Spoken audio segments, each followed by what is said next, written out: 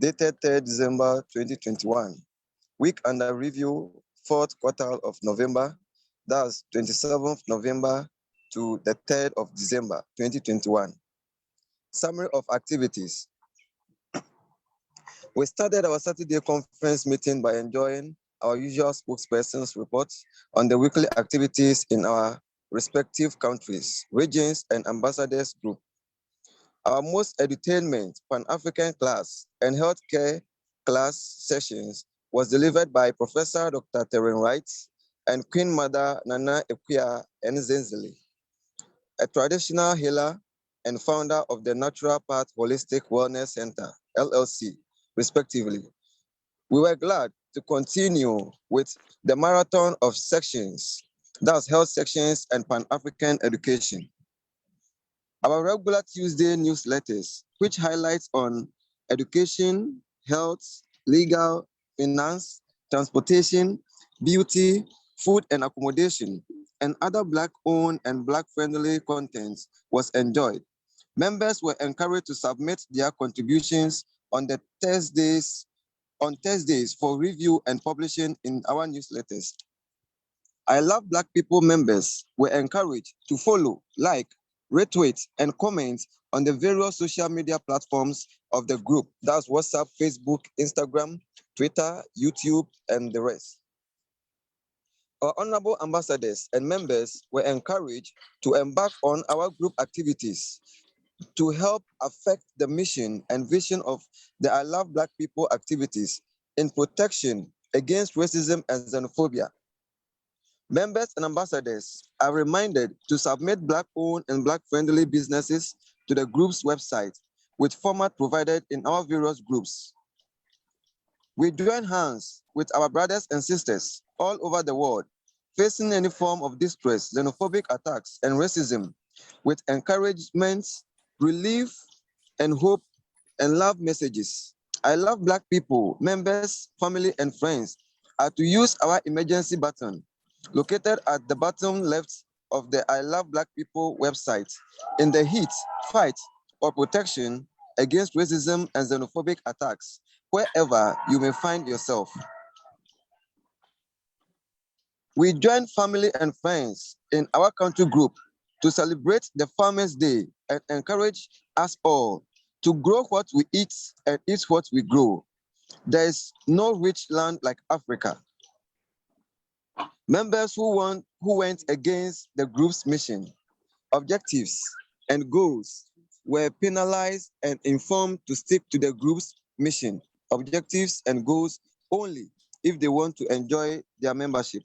Ambassadors and members in our country group made time to help all new members with their challenges with the weekly tasks, and we encourage everyone to seek for clarification and assistance when needful. I Love Black People members, that's old and new, were once again encouraged to stick to I Love Black People mission and contribute only to the fight against racism and xenophobic attacks. In our country group, members who weren't able to attend the Zoom conference call session on last week, Saturday, were encouraged to do so this time and further recommend others by sharing the link to this Saturday's meeting. Quote of the week: the beauty of anti-racism is that you don't have to pretend to be free of racism to be an anti-racist. Anti-racism is the commitment to fight racism wherever you find it, including in yourself, and it's the only way forward. That's by Ijeoma Oluo, an American writer. Ghana Weekly COVID-19 update is made available by the link provided below. Live it, love it. You are Black, we are Black. I love Black people. I am because we are. Reporting Zoe Owusu Agbe, Patrice Lumumba Ambassador. Thank you. I am because we are. Thank you, Brother Zoe. Right now, I'll be asking our co-founder, Mr. Sinclair Skinner, to be speaking. Yes, greetings, everyone. Thank you so much for joining us, and thank you for the staff for putting this call together, as always. Thank you to the moderators who are doing their best to make sure we're successful in our endeavor. Thank you to the ambassadors who Without you, this wouldn't be possible at all. And I must say that our leader is Mr. Christopher Mapindera. He's not available today.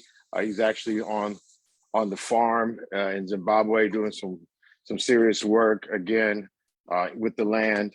And of course, the members, we're over 100,000 strong globally, worldwide of members.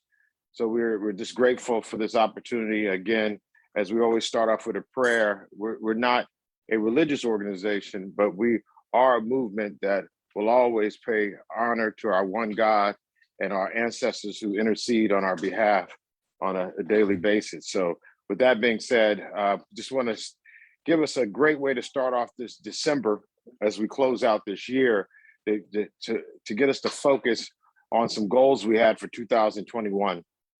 And one of those was making sure that these calls were able to help as many people as possible. As you know, we have classes and the classes are free. Most of the time you see on the internet, there's people selling education certification courses. I love Black people because of the commitment of Mr. Mapindera and so many of our supporters. We're able to provide these services and opportunities for free, but they're very expensive. Dr. Wright, as well as Anaphobic, are a very accomplished people. Dr. Wright teaches at the City College of New York City, a world-renowned university, and they're able to provide a world-class education, world-class insights, and we do it because we know it's important to make sure that our community is strong. Knowledge is power, but we have to respect it. What I've been very clear with our staff, and I'm going to share it with the Saturday call, is that we're only getting about 50 folks on these calls. We need, our goal was to have at least 100 people on this call. When I say 100, we got 100,000 members. So 100 people need to be able to use this information so they can go and share it with their communities. If we're just talking to a few people, we're not going to be able to impact the globe like our purpose is to literally to make sure that we protect Black people from racism and xenophobia. That's worldwide. There's a total of over 8 billion people on the planet, and about 1.5 billion of them look like us. We need as many people to help us create that network. So before we go further, it looks like how many, Trezor, how many people do we have on the call right now? Currently, Mr. Skinner, we have 38 people. All right, so if each person on the call right now reaches out to 3 people and invite them to the call, we'll get to 100. So let's go ahead just right now. This is not just to sit here and wait for something to happen. We're gonna make things happen. That's another thing. Again, there's so many people talking about change and very few people, no, more people need to be actually making the change that we wanna be. And I Love Black People has a very particular way that we're making a change for our people. And that particular way is making sure we come up with a network of Black people in Black places where we can be safe from the harms and humiliations of racism and xenophobia. We're identifying, recommending Black-friendly, Black-owned spaces all over the world, where when Black folks go there, they know they don't have to be humiliated or someone trying to hurt them because of racism or xenophobia. Now, that's something that we should want to share with our friends and family. So literally, if we got 38 people right now, we could easily get to 100 people in the next 10 minutes, just by reaching out right now while you're on the Zoom call to anybody that you know and send the link and share with them this good news. Because I'm clear that we as Black people are sick and tired of being harmed by xenophobia, harmed by racism, and that if there's a group of people like yourselves out here doing everything humanly possible to change that, you should want to make sure that the world knows about it. So to have 38 people on this Saturday, when we have 100,000 members, when there's 1.5 billion Black people globally, is unacceptable. And this is my fault. This is, as a leader, my responsibility is to hold us to a high standard. But many of the folks on this call, if you're following this, that means you got to hold me accountable as a leader. Accountability is not one way. Leadership is not something that comes from the sky. Leadership comes from the people. So literally, we can't expect or settle for 38 people on the call.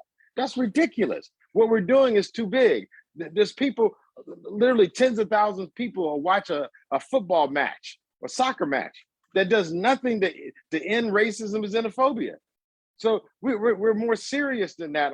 The folks on this call, the people who got up this day to get on this call and prepare themselves, I know you represent the best of our people, but that's not good enough. We're going to have to do more than just be the best of our people. We got to put that work into action. We got to make sure that we share and spread the good news. Now, we'll spread some bad news fast, but the good news of Black people organizing themselves in order to protect each other from racism and xenophobia, unconditionally. We don't ask you for do you have a college degree? We don't ask you what your religion is. We don't ask you what you into. All we say is be committed to protect Black people. Now, that's not a lot to ask, but it definitely is a big responsibility. So we need everybody to make sure that everything they're doing is allowing us to create the world that we want to live in, where our children's children can move about the world freely. And maybe, not maybe, one day they would think racism and xenophobia was something that people made up to scare them at night, because we would have literally ended the harm and humiliation of xenophobia and racism. We can do that, not in a lifetime, we can do that in the next few years, but it's gonna take more than us waiting for somebody to come save us. No one's coming, okay? If we're waiting on the UN, or you're waiting on the election, if you're waiting on somebody to come back and resurrect, they're not here yet. So we're gonna have to resurrect ourselves. We're gonna have to resurrect a Black nation that has no borders, no boundaries, and that's super focused and committed to protecting each other from racism and xenophobia. And again, asking us to get on the call, asking us to invite people on the call is much less than our ancestors did. Our ancestors had to be at war with these colonizers. They had to be at war with their oppressors. They had to be in the bush shooting these folks. All we're asking is you to invite somebody to a damn call. That don't make it, that's nothing compared to the sacrifices that our people have made for literally hundreds of thousands of years so we could be here on a Zoom call. So we expect more out of each other. It's just as much as you should expect more out of me. Now, we're gonna be making some changes before the end of the year, because we're not gonna settle for less.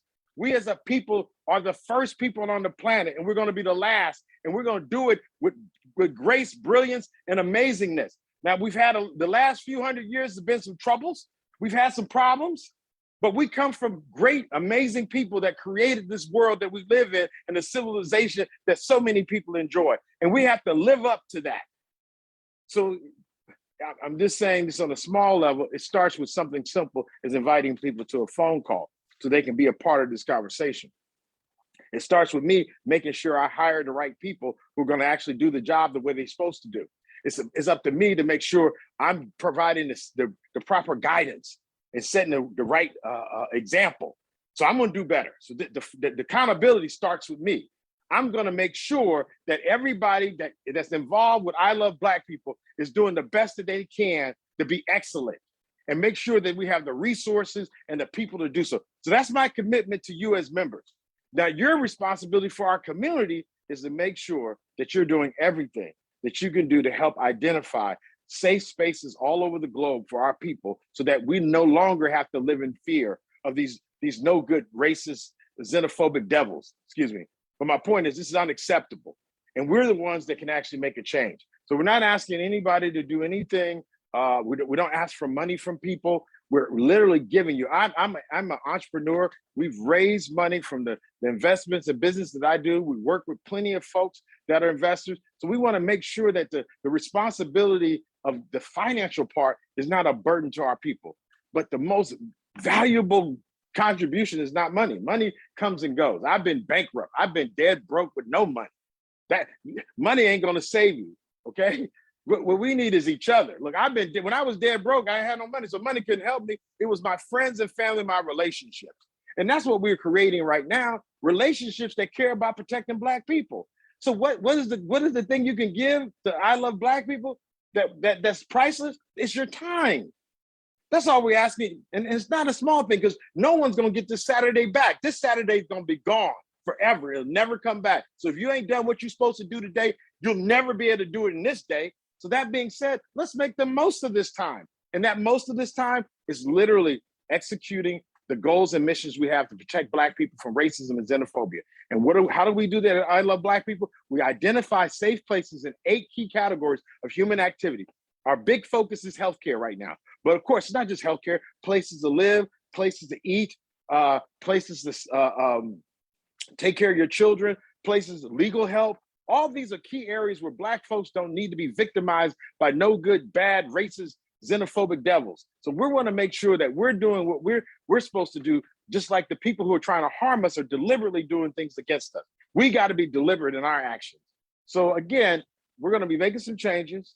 I'm going to be holding myself more accountable. The accountability starts with me. I apologize. I'm sorry for not doing the things better. I want to make sure when you guys engage us, you get an excellent experience. You deserve it. I don't like the fact that, again, even as Black people, we sometimes, because of our self-hate and white supremacist ideology, will give each other less.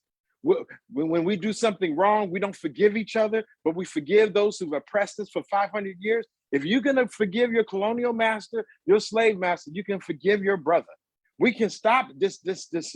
Even when you look throughout Africa and the African diaspora, you know, we have Black gangs fighting other Black gangs. We got folks talking about tribalism. We got the US government funding wars throughout Africa. We got the US government funding coups throughout Africa. We got the US government assassinating people through the CIA and their agents.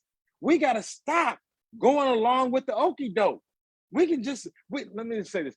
Again, this is what's wrong with this white supremacist system, this imperialist. They don't need everybody to participate. There's very few Black folks that are willing to do some of these wicked things, but they don't need a bunch. They just need a few, just like the folks who sold my ancestors into slavery. The European couldn't have just sold and bought and sold my people by themselves. They literally had African people who were complicit or collaborators or coordinating that. But that wasn't most Black folks. Most Black folks would never do that. So what I'm saying is, just as much as that they can find folks to do bad things, we need to be the ones that are the clean glass of water to do the good things. And those good things take work. And I'm saying to you right now, we have a solution. It's you. We working together. I am because we are, therefore I am. We are the ones that can actually make this difference. And it's not going to come from government agencies, NGOs, or any of these other things. And so with that being said, I don't want to keep going on and on. How many people do we have on the call right now, Trezor? Did you check? Did anybody invite anybody, or I just talking to myself? Yes, sir. We've increased by 12. We're sitting on 50 members and 50 people on call. Okay, look, so that means that somebody ain't doing what that I asked. Now, see, if some of y'all are just on this call because y'all are socializing, this ain't socializing. This is about some real work. Like, we're not here to play games. Like, little kids play games. This is all grown from we adults right here. So this is where adults get together to talk about how we're gonna make this world a better place, and how we're gonna do this by action, not with people sharing stories about what they know about African philosophy or Pan-African. We have enough philosophers. We got enough debaters. We need more workers. We need more folks that put that grind in.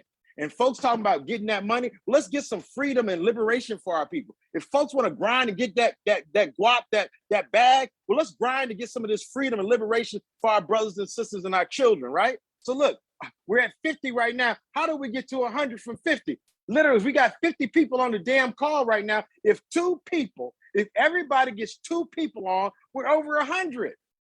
If we just get 2 people more, everybody gets 2 people, we're at 100 folks on the call. That's out of 100,000 members. That's out of 1.5 billion Black people on the planet. And if anybody should be concerned about a call talking about how we're going to protect each other from racism and xenophobia, while we got wars in Ethiopia, we got coups in Sudan, we got coups in Guinea, we got Black folks fighting Black folks in South Africa, we got Black folks fighting Black folks in Chicago. Like, if any group of people can get together on a darn phone call, it should be us talking about how we're going to make sure that we do a better job in protecting each other.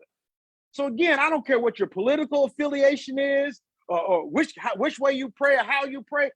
We're committed right here every day to making sure Black people don't suffer from the harms and humiliation of racism and xenophobia by identifying safe places and people who give a darn. I'm trying to, and then listen, let me say this. Any of my words that are offensive, look, I apologize. Let me say this right now, because I don't want this to get weird. Like, folks will be disrespectful trying to help you. I'm not trying to be disrespectful to help you. You don't have to disrespect people to help them. I'm just being very clear. I'm saying when we say I love Black people, we're not saying that in a soft way, like we're weak. We say I love you because we have the power to love you. So we're really deliberate about this. This ain't no game that we play. We're very serious.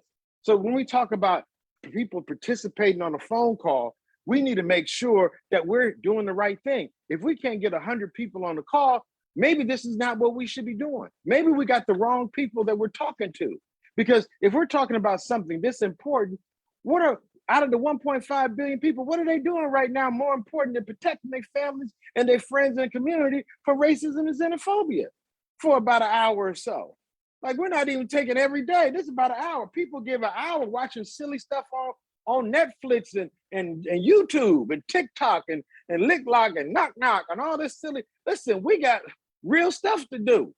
So we can't get 100 people, 100 views on a call talking about protecting each other from racism and xenophobia. We got the wrong folks on the call. So again, this is about accountability. That's all. This is nothing else. I'm just as flawed as everybody else. I'm not here. Listen, I've done some things that I shouldn't have. Like I was eating too much this week, and some things I've done wrong this week. But I'm saying we can at least come together on this phone call and make sure we got 100 people, at least out of the 100,000 we have as members, out of the 1.5 billion Black people. And the reason we need them on the call is so they have the information, we can collaborate. This is not about vanity. Oh, I want everybody on the call. No, I want to make sure that everybody that needs to hear the work that we're doing has the opportunity to participate. If they got any questions, they can ask those questions and we can answer them. It's once a week that we give that opportunity. All over the world, we have brothers and sisters, one time convening.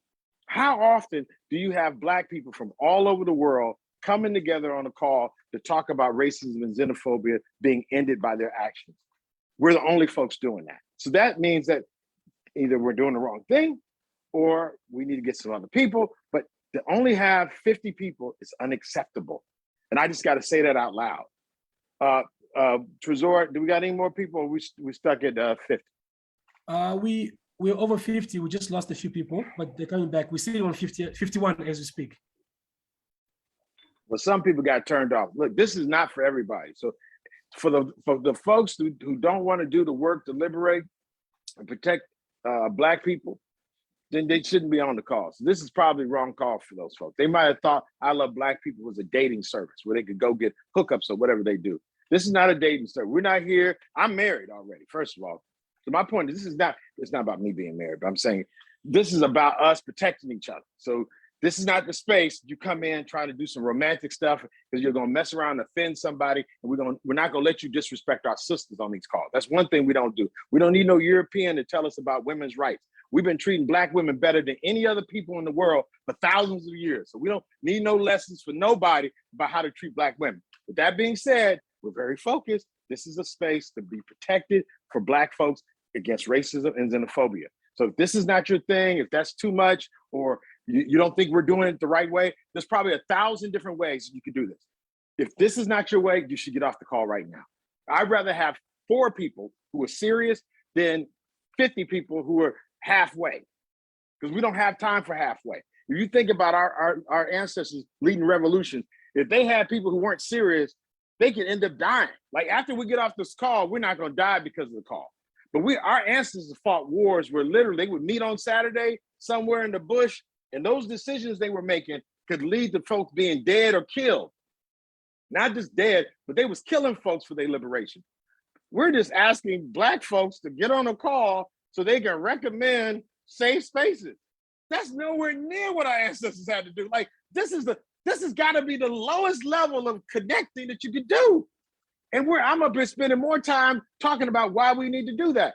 I'm gonna just open it up for some questions, Trezor. I'll take 5 good questions, then I'll get off the call so we can keep going. But this is, again, about us raising the standards. It's unacceptable. The way this call is gone thus far, I'm very disappointed. We got to raise our standards and raise our excellence, because our people deserve the best of the best of the best, because that's who we're here for, the best of the best of the best.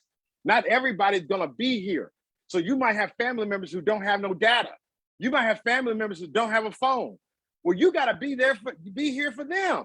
All Black folks aren't going to have the access to be on a Zoom call.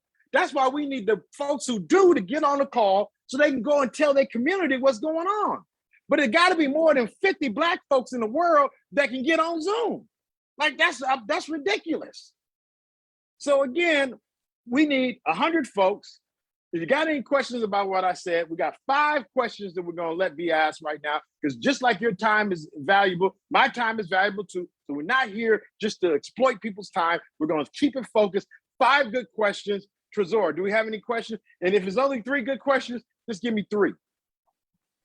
No questions yet. All right, we're open the floor to questions. Any questions? Nothing yet. In the chat, and any questions in the chat? Are you looking at the chat? Yet. I'm looking at the chat, nothing current. But guys, please feel free to ask Mr. Skinner any questions. 5 questions, 5 first questions will be taken.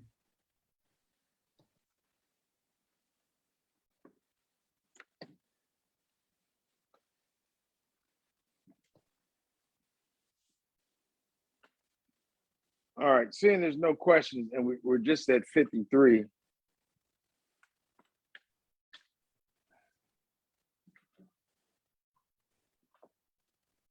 All right, I'm giving a few more seconds to have any questions. Any questions? Trezor? Yes, sir, we have a question from Bienvenue Sango. Can you ask Bienvenue Sango? So the question Bienvenue Sango has is, do you have, well, sorry, it's changed with the new questions. Let me just go back to it. Give me a second.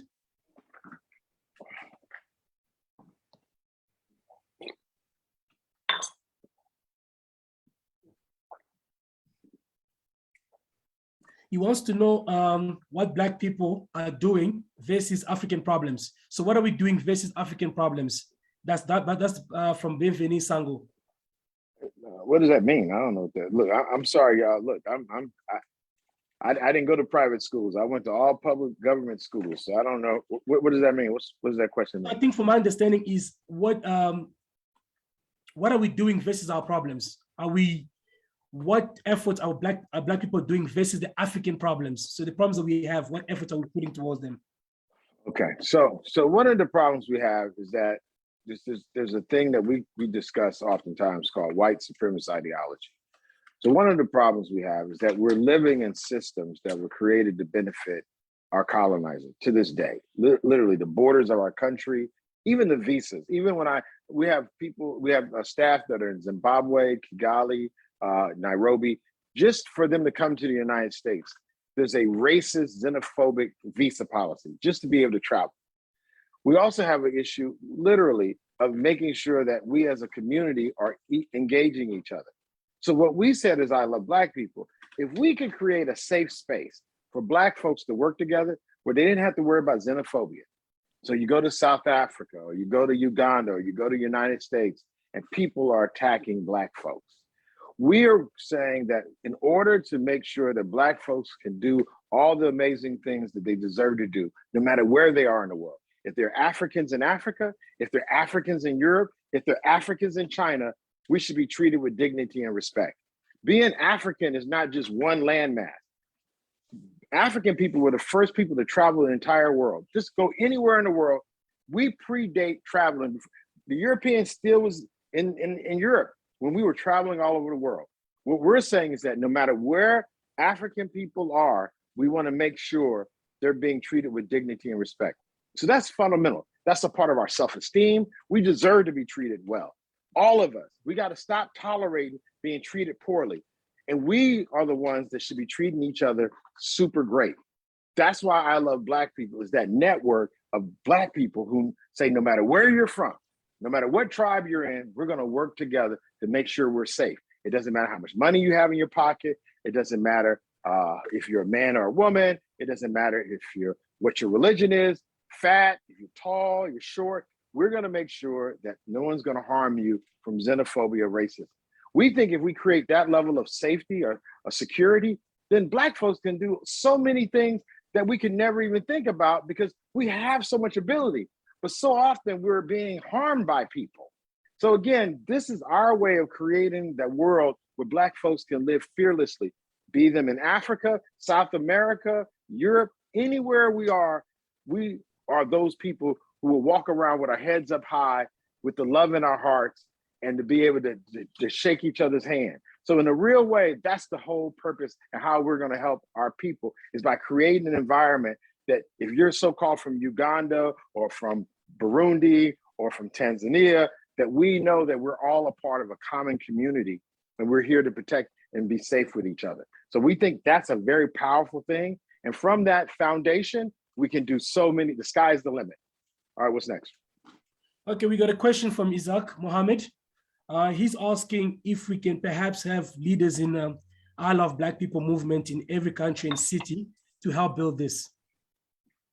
Yeah, we need leaders, but let me just again talk about organizing. We need good followers too, though. See, this is the thing that gets weird with folks. Folks, everybody, look, you imagine, and again, I'm a pacifist, but you imagine if everybody on a battlefield was the general and there was no soldiers. Like, we literally got to realize that most of us going to spend our time, or let me use something, a soccer team, right? Everybody ain't the coach on the soccer team. You got different positions, right? Excuse me, football. We got to learn how to play our position. We got to learn how to do the play and execute it excellently. And not just for one game, we got to do it every day. Our championship ain't someplace in Manchester United or Chelsea. We're our own champion team, but we got to work as a team. So when you're talking about team, everybody got a position to play. What we need more folks to do is like, look, here's the Saturday call. We all need to get our people in community on this call. Now, if you say that's leadership, I think that's fair, but what I've noticed is not enough discipline. We can be told what to do by the Chinese, by a former colonizer, but when Black folks give each other instruction, we don't want to hear it. I ain't gonna do that because he said, what? We're a team. We should have the best football team shouldn't be in Europe. The best football team should be in Africa. We got the most talented people. So we literally, if it comes to protecting each other from racism and xenophobia, we need to work as a team. Okay? So I'm a co-founder. We have a co-founder, Mr. Mapindera. We're not looking for co-founders. We're looking for folks who are serious about spreading this news about the work we're doing and identifying these safe places. We need to cover the entire world with safe places for Black people. When you get sick, no matter where you go in the world, we want to make sure you can go to a doctor or a nurse or a clinic where they're not going to try to hurt you or experiment on you. We can create that. We don't need to wait for somebody to do that. So when we say we need leaders in each country, I think that's fair. But what we're saying is that we need discipline. If we got to play right, if this is the play that we're running for our championship, we need everybody in each one of these countries to identify a clinic, a doctor or a nurse that is Black friendly or is a Black doctor or Black nurse, so that no matter what happens, people can go there and be treated well. Now, again, does that take a leader to do it? A follower can do that, but it takes discipline, execution. We don't need a lot of words. We don't need speech. We study too many speeches. The speeches are, our ancestors did not get liberation through speeches. Patrice Lumumba did not change the world by speeches. He changed the world by organizing. Kwame Nkrumah didn't change the world with speeches. He changed the world with organizing. We got to organize and be disciplined, and it's not always going to go well. We're going to sometimes fall down. I fell down a lot of times, but you got to get back up. So even if you're still learning how to do something, respect the process. Respect the fact that I got to do this work for the sake of our ancestors and our prodigy and our children. So my point is, yes, we need leaders, but what I've seen more times than not is that we don't have teamwork. We're not working together for a common goal collectively. And we're the most collective people in the world. We come from a communal background. Before there was fiefdoms and kingdoms in Africa, we were communal. We had extensions of our family. We didn't always have kings like that. We all were part of a community. We had elders. At the end of the day, we come from folks who work together. That's what we need more of. How can, instead of us saying, I remember you hurt me 10 years ago, I'm going to try to get revenge, we need to start forgiving each other. We need to figure out ways that, okay, I do disagree with you on these things, but I agree with you on that, so I'm going to help you there. We got to do that more, because we've forgiven every colonizer for all the raping, killing, and stealing they've done in Africa, but we can't forgive our cousin in a different tribe. So again, I think the real issue is about teamwork, but I respect the leaders too. What's next? I've got one more question, but we seem to be running out of time. So I'll just give you a quick one from Gora. Gora is asking, what can we do as Black people to help South African government to stop this xenophobic attack that keeps popping up? Okay, we got to, first of all, realize that most of these governments are controlled still by our colonizers. The United States government and a lot of these other European governments are doing a lot. So I'm not saying we can't wait for the government to change, but I'm just saying that's one of the issues. I'm telling you that we shouldn't even wait for the government to change. I say we need to start holding ourselves accountable. Let me say it another way. Yes, we should hold the government accountable, fine. But we as Black people who care in South Africa and outside of South Africa, we need to work together to make sure we identify places where Black people can go in South Africa where they're not being harmed. We need to find people who respect our African brothers, no matter where they're from, in South Africa. And we need to create relationships so we can support each other. We have to out-organize our oppressors. We got to out-organize those people who are trying to hurt us. So that means we literally need to make sure that we identify those people in South Africa who want to work together, and we can build businesses, we can build clinics, we can figure out all kinds of wonderful things. These governments aren't even good at providing basic services. That's even in the United States. The United States does a poor job of providing basic services for Black people. In the United States, Black people die giving birth more than people in Cuba. Literally, like there's a woman named Serena Williams, a very popular tennis player. She almost died giving birth, and she's super rich. So none of these governments, very few of these governments, do what's necessary to protect Black people. So literally, we got to do something to protect each other in South Africa, in the United States. We got to do our own thing. And I'm just saying, if you work with us, with I Love Black People, and do that first thing we ask, we got 8 categories. Identify in every city in South Africa the places that are not xenophobic, so that our brothers and sisters, if they need to go get their hair cut, if they need to go get something to eat, that they can go, they can be confident that when they go or they send their wife or their children or their husband somewhere, that this is a place that respects the dignity of Black people. So that's a basic thing. I didn't say anything about changing the government, who to vote for. That's up to you. I believe in the sovereignty. This Pan-Africanism is not me telling you that you got to be like me. We're totally different. All of us are different.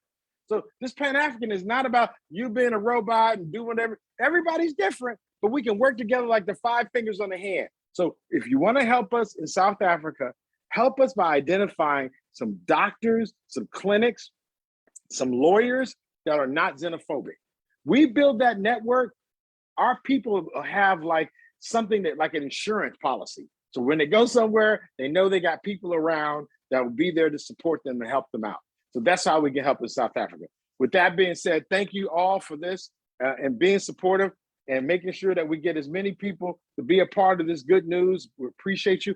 Like I said, I'm gonna do better. I apologize for not holding up the standards like I should, and I'm not gonna fail you. I promise you, we'll never surrender to this system. We're gonna beat it, and we're gonna create the world that we wanna live in. Thank you. I am because we are. I am because you are. Thank you, Mr. Sinclair Skinner, for that message. Okay, due to time, we're not going to take any more reports from ambassadors. We're going to go straight to Sister Anana Akua. So Just want to find out, can you hear me, sister? Yes, Perfect. Sorry for the delay time. it's okay. I'm over here taking breaths. There you go. Oh, okay. I'm over here taking breaths. Okay, I see Mr. Skinner has gone off the line. I stepped in not knowing exactly why or what was being said, but it was right on time. So some people seem to be confused. And I also have been watching the comments, and some of the folk that have been stirring up a lot of comments and foolishness in the chat seems to have gone as well. So let me just take this opportunity to say this. We all have been grown or raised, I should say, in different cultures, right? So let me just point out something that came to mind while I was listening in. So if you private message me, right, because of this group, and you ask me for things, or you just give me a greeting and hello dear and all of this that seems to be very personal, I'm going to tell you now it's inappropriate. I feel, and I've made sort of a general statement about this before, and I have stated that there's no need for you to private message me, DM me, or whatever you call it, right? I don't know if it's the same thing on WhatsApp, but when you send me a personal message outside of the WhatsApp group, you're already inappropriate, because there's nothing that you need to discuss with me that you can't discuss in the group. For reasons like that, there's probably comments that were made about how to treat Black women. I'm 50 years old. Most of you might not think that I am, or that I'm that old. I'm not most of your peers, right? I'm not a lot of you guys' age. I'm sure there's some people on the call that are even older, but I get messages from a lot of young men. That's not what I'm here for. And I usually try to stay in my lane and only teach about health, right? Because all of this other stuff can get very, very tense, and I'm feeling a little tense just reading some of the comments and hearing some of the things. I'm a Pan-Africanist, have been for many, many years, right? But I'm very specific, and I stay focused as to why I've been called to teach this class. But that doesn't mean that I'm not familiar with a lot of these concepts. And some of these things that are being said are just distractions. So yes, the whole point about being focused is very important. Stay focused. I personally call myself an African, but do I have a problem saying I'm Black? I do not. I personally love the word and the concept sunshine. So somebody's talking about we should be called sun people or sunshine people. And in America, we have many different references or names for Black people or African people in America. But all of these are divisive. They're all distractions. So if we waste time talking about what we should be called or these types of things, we already lose. So please stay focused. This is not the point. Some of these things that are being brought up for general purposes, you know what we're talking about when we say Black people. So, you know, and again, if you're really not happy with the founders or co-founders or the other people that's running this group, you really should just not even waste your time. And I'm not a big social media person. So even the nonsense that was going on last week with some of the comments, if you're not wanting to be here, don't be here. Why are you wasting your data? Why are you wasting your morning or your day or your evening? What's the point? So I guess you're trolling, but all of that's foolishness. Go troll somewhere else where people are not trying to save lives and improve the quality of Black people's lives. Go do that mess somewhere else. So, and I think we kind of all in different cultures talk differently, but I don't think that Mr. Skinner was talking down to anyone. There have been many people that have talked to me in ways where I'm going, who are you talking to, right? But listen to the message. Even with that, stay focused. Hear the words that are being said. And when you look at the whole body of work from someone, you have to judge them from that and not from how you maybe interpret or misinterpret how you think someone is speaking. So anyway, with that, I'm gonna take a deep breath. right? We talked about some breathing exercises. We did some demonstrations last week, right? And sometimes you have to do that just to release some of the tension and anxiety, some of the anger, some of the, nonsense that we kind of face every day, every minute. I got on already kind of challenged, and then I hear this and I read the comments and I'm going, this was not how I was first feeling until I got on here. So let's all just take a breath. We're going to inhale for 4. We're going to hold for 4. While we do it this time, we're going to raise our shoulders as we inhale, and then we're going to drop our shoulders as we exhale, right? Because I need this too, right? And if you've been following some of the comments, I think we all could use a breath, a deep breathing break. All right, so ready, set, breathe.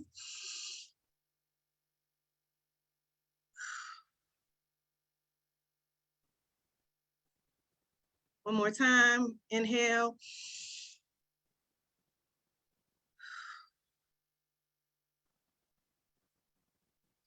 All right, so thank you for joining us again. If you are new, welcome. This is Pan-African Healthcare. I am Nana Akua Zenzele, and I am a holistic healer, traditional healer, queen mother in one of the traditional areas in Ghana. I am here in the US, and I've been doing this type of work for about 25 years. And I have compiled some information for us to empower ourselves, to learn how to stay healthy, how to eat well, get proper nutrition, how to use different herbs to heal the body, and different natural healing modalities, things of that nature. And what I did, if you're in the new WhatsApp group, you may notice that what I've done this time, and I think what I'll do, I have a lot of sort of miscellaneous handouts or flyers on different topics that I think I'll go back to sort of posting those each day, and maybe at the top of the week, post the entire packet, because I have that in a much higher quality scan. Some time ago, just before I started teaching this class, I had saved all of my electronic versions of different information on a SD drive, right? I don't know if you can see this, but my lovely little goddaughter, who's very mischievous, right? She found this, took it out of my laptop, and she just smashed it. If you can see that, I have tape on it to try to, I don't know why I'm trying to hold it together, because it's probably ruined.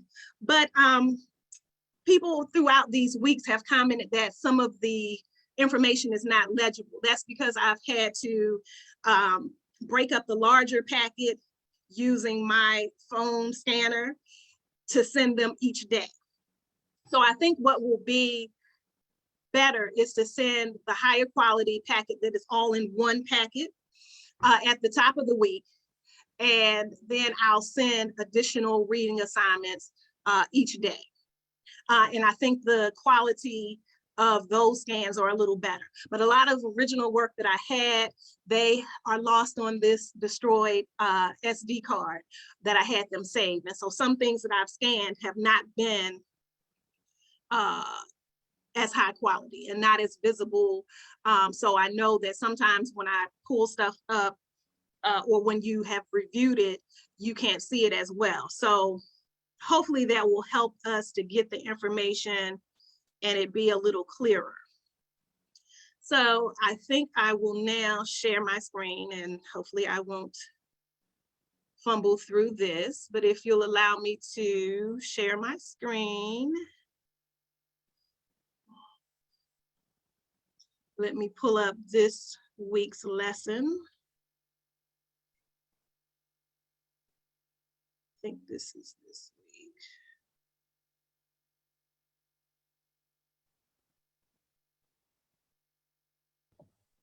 I think you should be able to share now. Okay. So hopefully you see, let me get back up to the top of this.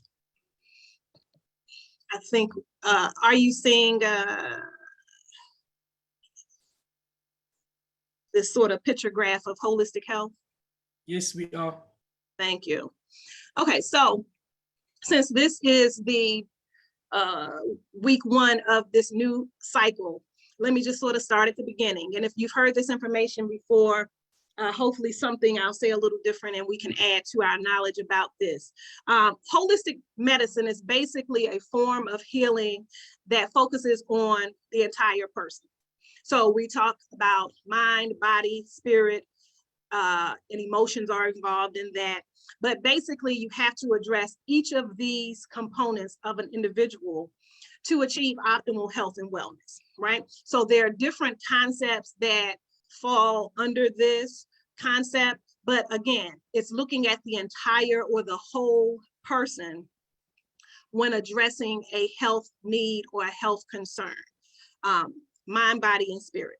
And we know that in these different modalities, various concepts are addressed. So some deal strictly with spirit, some deal with science, some will deal with very specific concepts like vitamins and minerals, herbs, foods, diet. We know that in dealing with the mind, we may be addressing emotions, prayer, faith, intuition. There are different concepts that are emphasized when we're talking about holistic health, right? And so very quickly, and I won't go through these, and I usually go through these, I put this in the packet. I thought it was really interesting, and it is important to understand what holistic healing means. And let me just also take it further. When we talk about health or healthcare in general, generally we're talking about what's called allopathic, or what we call here Western medicine. Not so much our traditional, natural, or holistic types of healing. So when we specify holistic healing, we are talking about those modalities that deal with anything naturally occurring, traditionally done prior to some of the scientific methods that were, implemented and then spread throughout the world. Not that they don't have a place, not that they are not important and necessary, but in a lot of cases, we can prevent disease or illness with natural or holistic healing, or we may even be able to improve a condition with holistic healing. And of course, we can combine the two. So there is something also called complementary medicine, where there is a merge or a marriage between allopathic medicine and naturopathic or holistic or traditional medicines. And so generally, an individual will have to kind of make that decision that they want to combine if you want to have sort of the best of both worlds. As a holistic practitioner, or a former holistic practitioner, I should say, and an advocate of holistic health and natural healing modalities, of course, our emphasis here is how to heal ourselves naturally. So these principles listed here are simply for your understanding of what holistic healing is. Focusing on optimal health, the healing power of love, focusing on the whole or entire person, prevention and treatment, innate healing power, integration of healing systems, relationship-centered care, individuality, teaching by example, and learning opportunities. And so this is just simply in very detailed style how holistic healing works and why. So some of these concepts you can kind of go back and review, but basically it's empowering. You know your body, you know yourself. You are the first step in your healing process. So when you go and you find a practitioner, a healer, a doctor, you want to go armed with information that they need to assist you further in your healing process. And you want someone who values your opinion and your knowledge of yourself, and that welcome your feedback in terms of what your lifestyle is like, what your habits and routines are, what your diet is like. So if you are going someplace, it is a good idea to keep a diet, and I'm losing the word, I'll say like a diet plan or a food diary. That's what I was trying to get to. Keep a food diary of what you've been eating for the last week to 3 weeks. But finding someone who values your input and will teach you not just how to treat your symptoms, but to find the root cause of your issue, and then to help assist you in treating those issues. There are many types of alternative therapies or traditional therapies, holistic healing modalities. There are many different terms that we'll use. So just like I said earlier, there are many terms that we'll call ourselves as people, as a African people, as Black people. There's the same concept with holistic healing. So there are terms like alternative therapies, traditional remedies, natural healing, holistic healing, complementary medicine. So these are all used interchangeably. So some of the therapies that are included in holistic health are herbal medicine, nutritional therapies, massage, acupuncture, acupressure, chiropractic, massage, or other body work or body touch therapies, naturopathy, homeopathy, faith healing or spiritual healing. All of these are different modalities within the natural healing realm.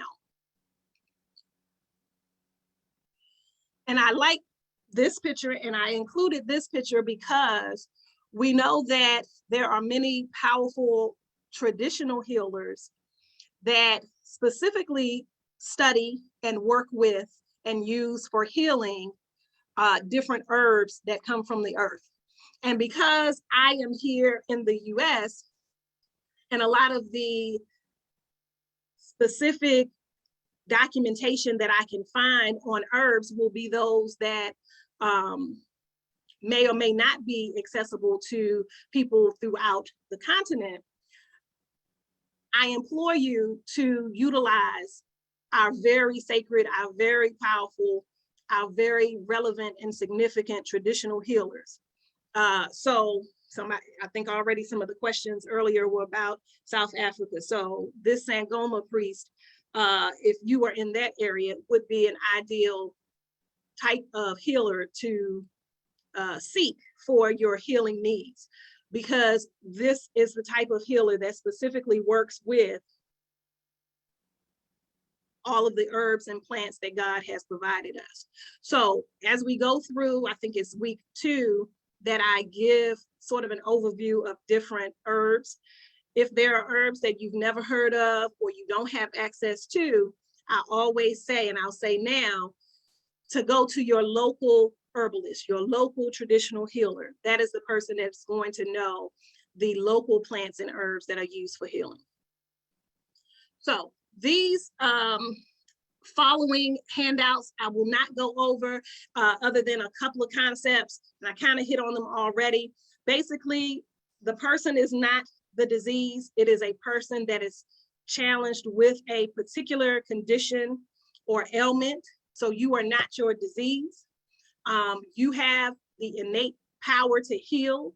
So you are in charge and you do have power. You may not have all of the information that you need to heal from a particular illness or condition, but know that you can take control and you can empower yourself with finding the right holistic health practitioner, or if there is an issue that you need a medical doctor or some other type of professional, you can take charge and find that healer that can assist you.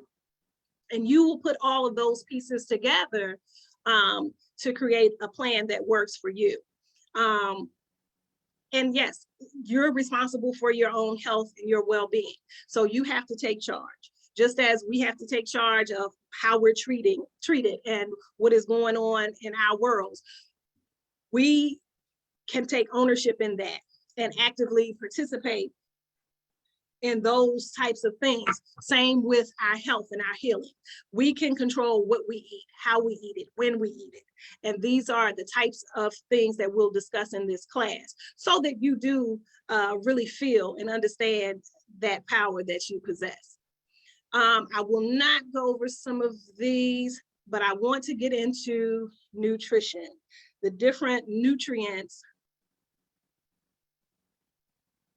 that we have and need for our bodies, right? And this is really basic. I'll go through just sort of the key points, just to give you sort of a quick understanding of what nutrition is, or what nutrients we need in our bodies. So we know that nutrients are substances found in food, right, that provide nourishment to the body. There are 6 main types of nutrients. They are carbohydrates, fats, proteins, vitamins, minerals, and water. I don't think I have specific handouts on water, so let me address that first. We always want the highest quality or purest water that we can get. In certain places where you have a choice of different types of water, of course, it becomes a more detailed conversation. But in other areas where there are not a lot of choices or accessibility, you just want the cleanest, purest water that you can find, okay? If you do have your choice, alkaline water is an excellent option, distilled water, or even if you're not in an area that you have access to the best water, even the water that you have, you could even do your own distilling of it and boil that water to cook out or to cleanse or purify that water. So that's an option as well. Here in the States, we can go and buy distilled water in, the container and utilize that, whether it's a gallon, 5-gallon container, or what have you. But alkaline water is a good option. Distilled water is a good option, but at the very least, some sort of purified water that has been made drinkable, at the very least. But for whatever nutrients we can get in the water, such as a higher alkalinity, that's an optimal choice. In terms of how much water, a good rule of thumb is half your weight in ounces. So if you are 180 pounds, you need 90 ounces of water. And I know that part of us on the call deal in liters and such. So an easier way for me to do that one, and I've tried this before. So a liter, I think, is 33 or somewhere around 33 ounces. So let's say if you are 200 pounds, or what is that, 90 kilos? They're about 89, 90, 91 kilos. Then you need about 3 liters of water a day. And of course, this water you want to break up or distribute throughout the day. You don't want to drink all of the water at one time. Your body will flush that out very quickly, and you will need to continuously relieve yourself in the restroom or the toilet, right? So you want to spread it out so that you're not overworking your bladder, because it can only hold so much or absorb so much at a time. So if you are awake generally, like most of us, say 16 hours in the day, then you will spread your water intake out throughout that day, drinking a portion every 2 hours, okay? So that's just my note on water. What I will also say is I'm not an advocate or a fan of adding things to water to enhance the flavor if it contains artificial colors or artificial sweeteners. So one thing that is highly promoted here is these fruit flavored, artificially sweetened packets that people add to the water. That is not a good idea because you now, in my opinion, have just polluted the water. So we have just had this whole mini discussion on getting high quality water and what types of water to consume. And then you go and you add some sort of artificial packet with harmful sweeteners and colors in it. So if you need to enhance, quote unquote, the water in some way, then actual lemon slices, lime slices, cucumber slices, peppermint leaves, celery sticks, these things are the only types of things that I would suggest adding to the water. Otherwise, I think you're being counterproductive. Okay, so now there are many handouts about the different vitamins and minerals. Some are not as clear as others. However, if you are in the current WhatsApp group, I gave a lot of handouts on the various vitamins, how to get them throughout your foods, and proper intake of it. But let's go down to discuss a little bit about vitamins and minerals, okay? So vitamins and minerals, right? We know these are the components that help support the body. They have different roles in developing the body, the cells, the tissue, feeding different organs, different body systems, right? So vitamins we know aid in energy production, wound healing, bone formation, immunity, and eye and skin health. We know that minerals help maintain cardiovascular health and provide structure to the skeleton, right? So we have to have a good mix of foods that provide all of the vitamins and minerals that we need in our bodies. So I'll just maybe highlight what's listed here. Vitamin A, we know, helps the eyes. Beta carotene is the vegetarian component of vitamin A. Vitamin A itself is usually from an animal source, but if you are vegetarian, you would look for things that are high in beta carotene specifically. Calcium and magnesium, we know that this is good for your muscles, your blood vessels, cramps, regulating blood pressure.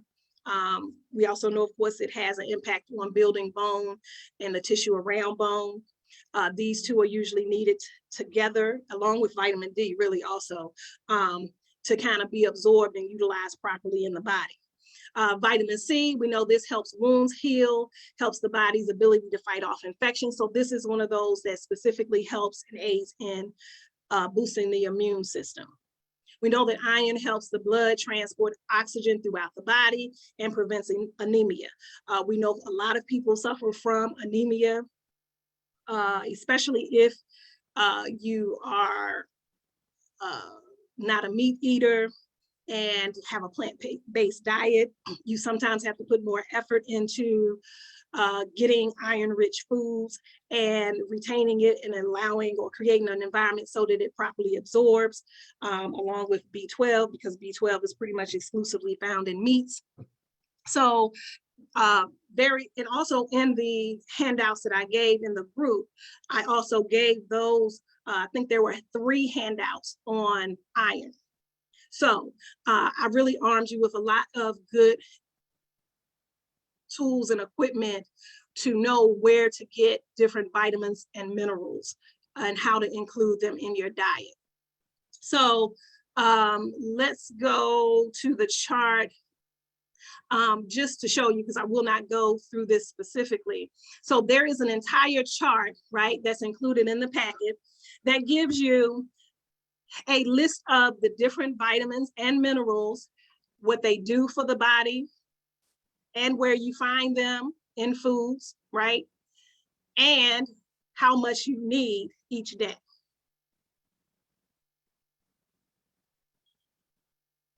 So for example, I mentioned in terms of proper uptake of iron, is B12 is required. And if you look at the list of where you find B12, for example, these are all well, other than fortified cereals and fortified items, meaning they've added the nutrition to it. Most will be dairy or meat or animal products. So the vegan or the vegetarian that is not doing flesh would have to be very good at including other foods into their body or other herbs.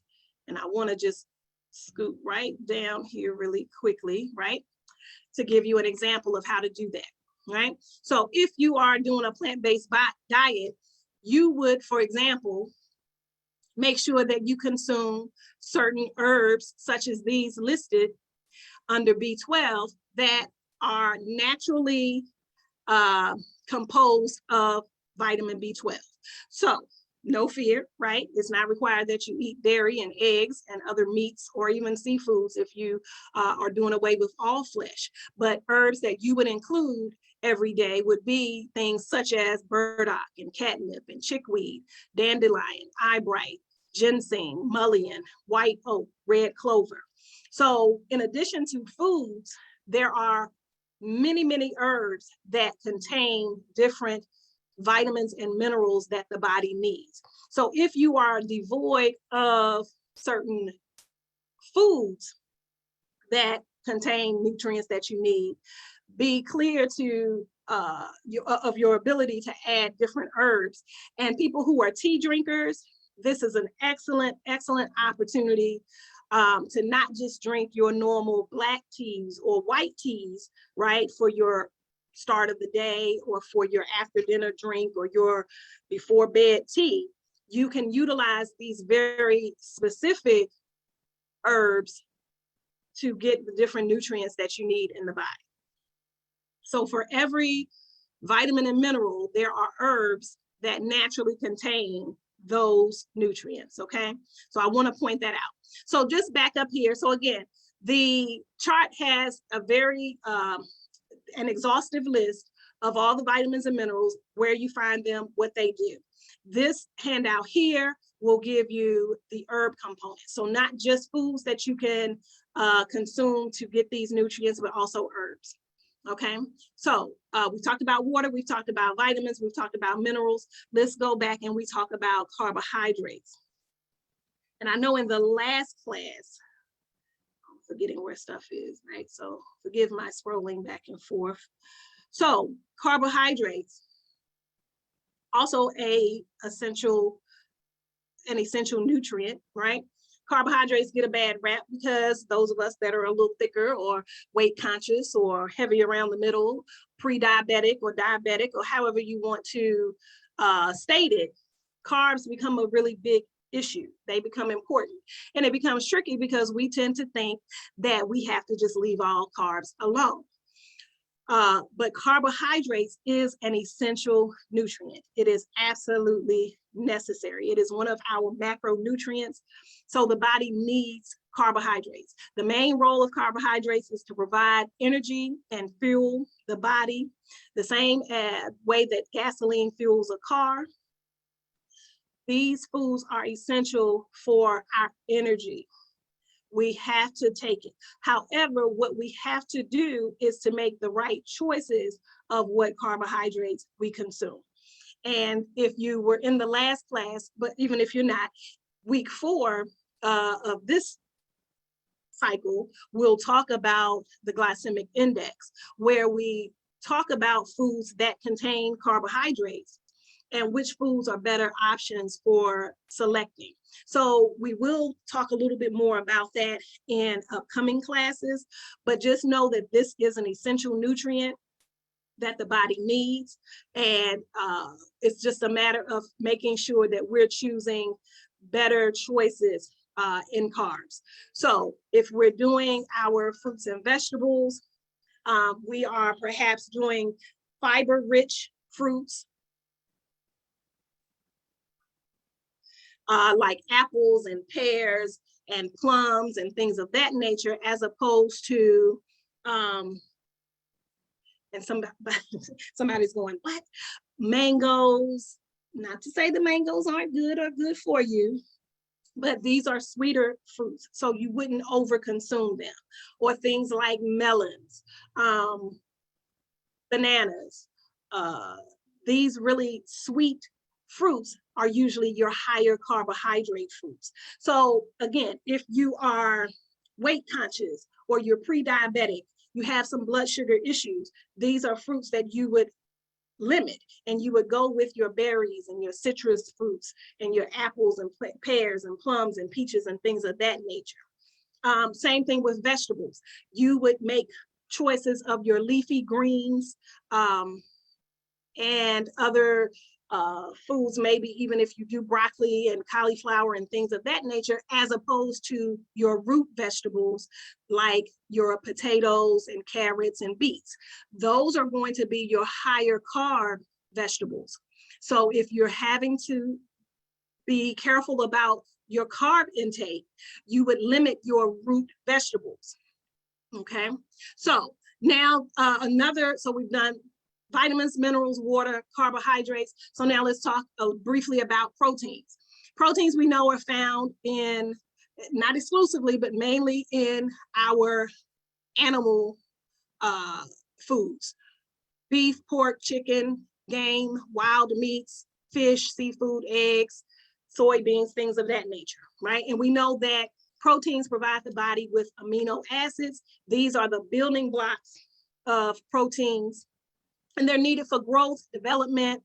They help repair and maintain body tissues. So we know that structurally proteins are important, right? It helps muscle and bone development. It helps us repair tissue in the body. When there's damage to it, that's what helps it recover and heal. We know that it also helps the immune cells fight off inflammation and infection. So protein is important. But we also know that there are many options for protein. So if you are even reducing your animal protein intake, or if you are plant-based and you're looking for good options of protein outside of your chicken and beef and such, this chart is really helpful for that, because it gives you, and it even gives a comparison of how much protein is found per serving in each of these protein sources. Okay, so we know that spirulina, chlorella, total vegetable protein, hemp seeds, pumpkin seeds, all of these have as much or more protein in them than chicken, right? So we know that there are many other options for proteins as opposed to just meat. There's another handout here where it lists some nuts, some other foods like avocado, asparagus, things of that nature. So there are many options for protein, and I just happen to have had several handouts about that, so I included them here. So this will give you really good ideas of protein options. And again, in week 4, we'll talk about selecting good options for your carbohydrates, okay? And then the last one, fats. So the 6th and last nutrient that we're discussing is fats. So we know that fat or dietary fat is found in oils, coconut, milk, nuts, cheese, meat, poultry, fish. We know that these provide structure to cells and cushion membranes to help prevent damage to the body. So these oils and fats are essential for absorbing fat-soluble vitamins, such as vitamin A, vitamin D, vitamin E, some other vitamins. So we know that fats are necessary. And similar to the carbohydrate discussion, fats is the same issue. Choosing the right types of fats or oils to include in your diet, right? So we know that there are other options of fats other than your grease or oils that you're using in frying foods. We know that avocado gives good essential fatty acids. We know that things like salmon or foods like salmon will have good sources of fat or oils. We know that coconut oil is a good option for healthy oil to consume in the body. And there's so many discussions about the different types of fats and different choices for that. I think the main thing that I want to point out with that and I don't have it, I'm scrolling through. I didn't include that handout, but there's a whole discussion about the different types of fats. But let me take this opportunity to just talk about oils. So if you are, for example, a person that fries foods, the best information I can give you quickly about oils is oils that are better to cook with at high temperatures, such as frying, are oils such as coconut oil, sesame oil, macadamia nut oil, grapeseed oil. If you consume dairy, there's something called ghee. It is like a butter product. It's a dairy product, but it is a high quality, and I can't explain the science or which part of the cream or the butter that it is. But these are all oils that maintain their molecular structure when heated up to 400 degrees, meaning it does not break down, it doesn't turn black when you're frying in it, and it still maintains the integrity of the oil itself. These are the only good options to fry in. So if you love fried fish or fried tofu, or fried chicken, you want to get high quality oils to use for that.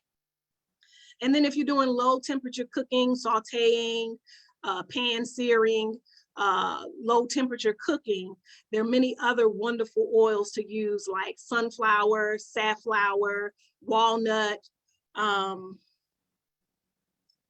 others that I'm probably just not thinking of right now. And, you know, of course, you have your other more common things like corn oil and peanut, which are still going to be better options than your soy or your vegetable oil. So I kind of list these as alternatives to that. So even if you end up frying in peanut oil, that's going to be better than frying in vegetable or soybean oil, okay? Because soybeans are highly genetically altered and whatnot, and massively produced. All of those oils are hydrogenated, and we know they've been made or constructed to sit on the shelf forever. And none of these are good options for maintaining good heart health and overall health. So if nothing else, the oils I mentioned, these are the oils you want. And ideally, you want oils that are what we call extra virgin or expeller pressed or cold pressed. And I know these may be some new concepts, but anything else, they've heated it, they've added probably some type of solvent or chemical to it to make it last longer. The food industry is all about increasing shelf life in foods so that it can sit in a warehouse for months and maybe even years and be sent throughout the world. And that, of course, increases their profit. And that, of course, though, diminishes your health. So we want to make good selections when we're talking about fats and oils. I'm going to skip to, because time is pretty much out. There are different diets that you can follow. I've listed some here. This is for your information. You can review juice fast, raw food diets, alkaline diets. These are all options if you're trying to improve your health permanently, or if you do each season some type of cleansing diet or some type of modification to your diet to allow the body rest, to cleanse itself, to heal itself from your normal routine of maybe unhealthy foods. There are always choices of juicing for a period of time, eating raw food diets, or following a raw food diet, I should say, for a period of time. Even if you resume back, you're gonna feel better and you're gonna wanna still stay more on the healthier side, even if you don't completely go to, you know, say a vegan diet or a live food diet or a raw food diet. So these are just some dietary choices here. And then the thing, yes, and then this is what I want to get to. And even in terms of whatever you choose to eat, what is just as important is how you eat it. So this food combining chart is important because this will affect how your body digests the food, okay?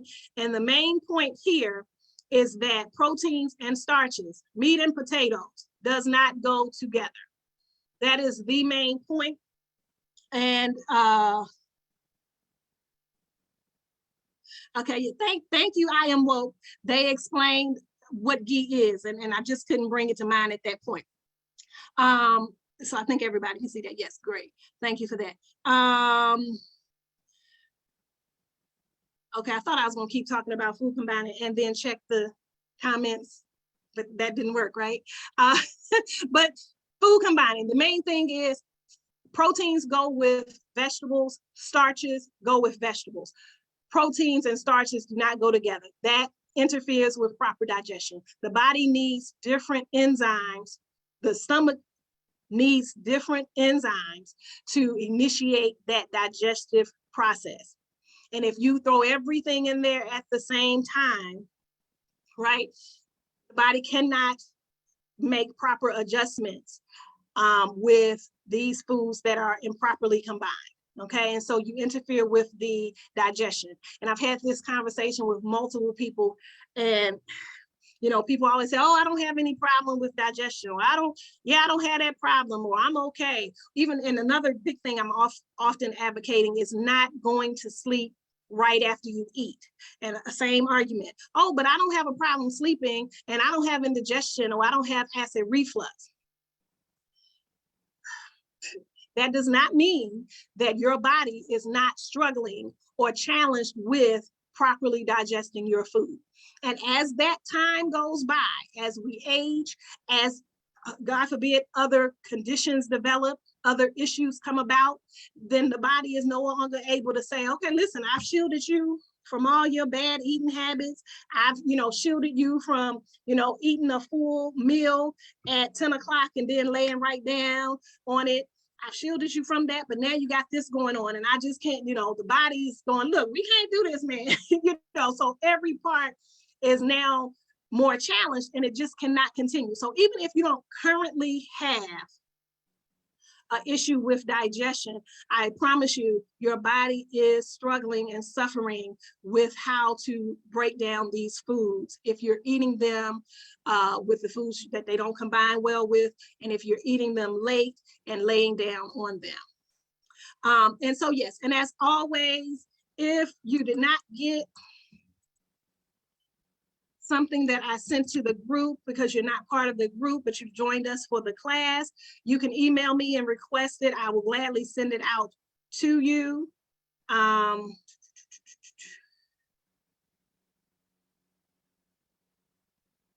me scroll back down.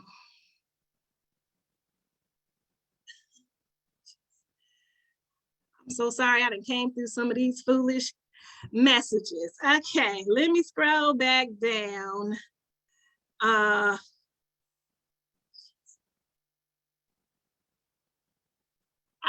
So listen, I know it's 3 of y'all on here, moderators, and I know y'all do other things while the class is going. So I don't know if you read some of the ridiculousness and, clear it with Mr. Skinner or whatever, but some of this stuff, when these people saying this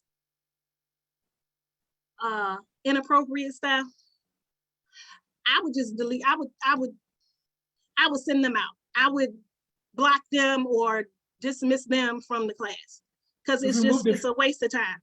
Yeah, we've removed a few of them, but we're just gonna keep track of who's keep doing that, and then we take it from there. Okay, thank you. Thank you so much. Yeah. So just trying to scroll through. Yeah, and just some of these philosophical conversations, this is just not the place for it, especially when you get into my time. So now I'm scrolling through and people philosophizing about what we should be called. It's just a waste of time. All right, so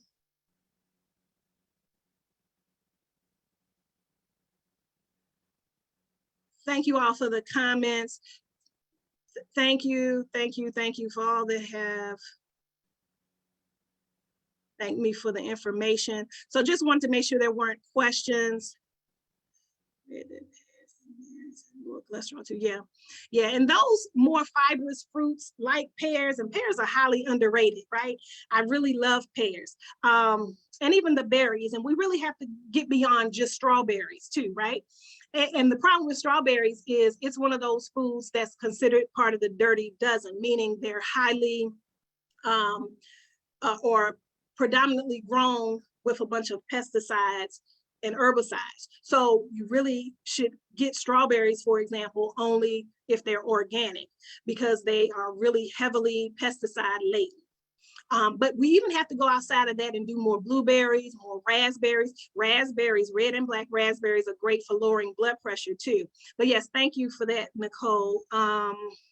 So yeah, I hope I didn't scroll past some of the comments, but I think I got most of them. You can always email me that, or if you're in the WhatsApp group, specific health related questions, if I can answer them, I'm happy to do that. Next week, we will talk about herbs, essential oils, homeopathic remedies. And again, I'll be sending out the entire packet at the beginning of the week.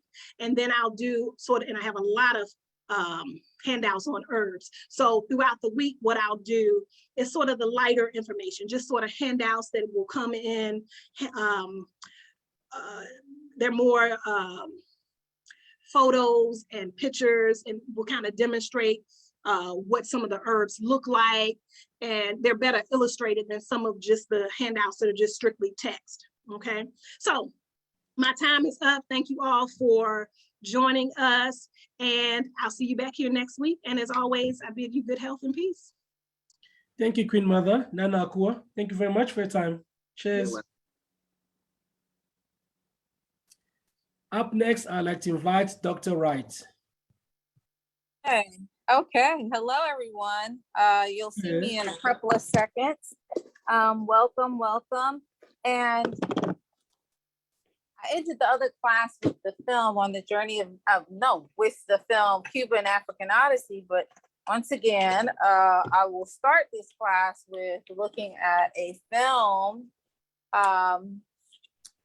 called The Journey of Man, A Genetic Odyssey. And you're going to see me in a couple of seconds because I had a light so that you could see me clearly, and then it went off. A little dim where I'm at. So let me just get back together. But we will be watching a film, and I might show clips of the film to start out the conversation, and then we'll go over the general requirements for the course in terms of what you should expect, what you will be learning in this course, and the general expectations in terms of Pan-Africanism. As you all know, this is called Pan-African History and Organizing. It is the ideological development course for I Love Black people.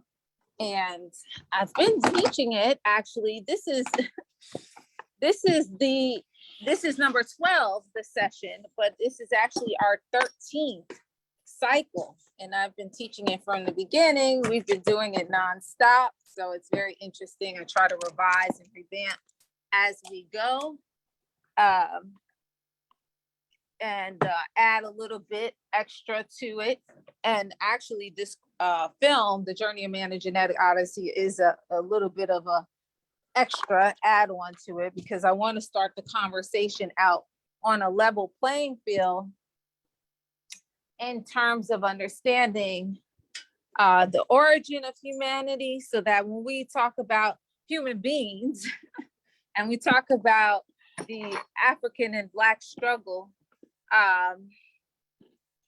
there is no confusion, right?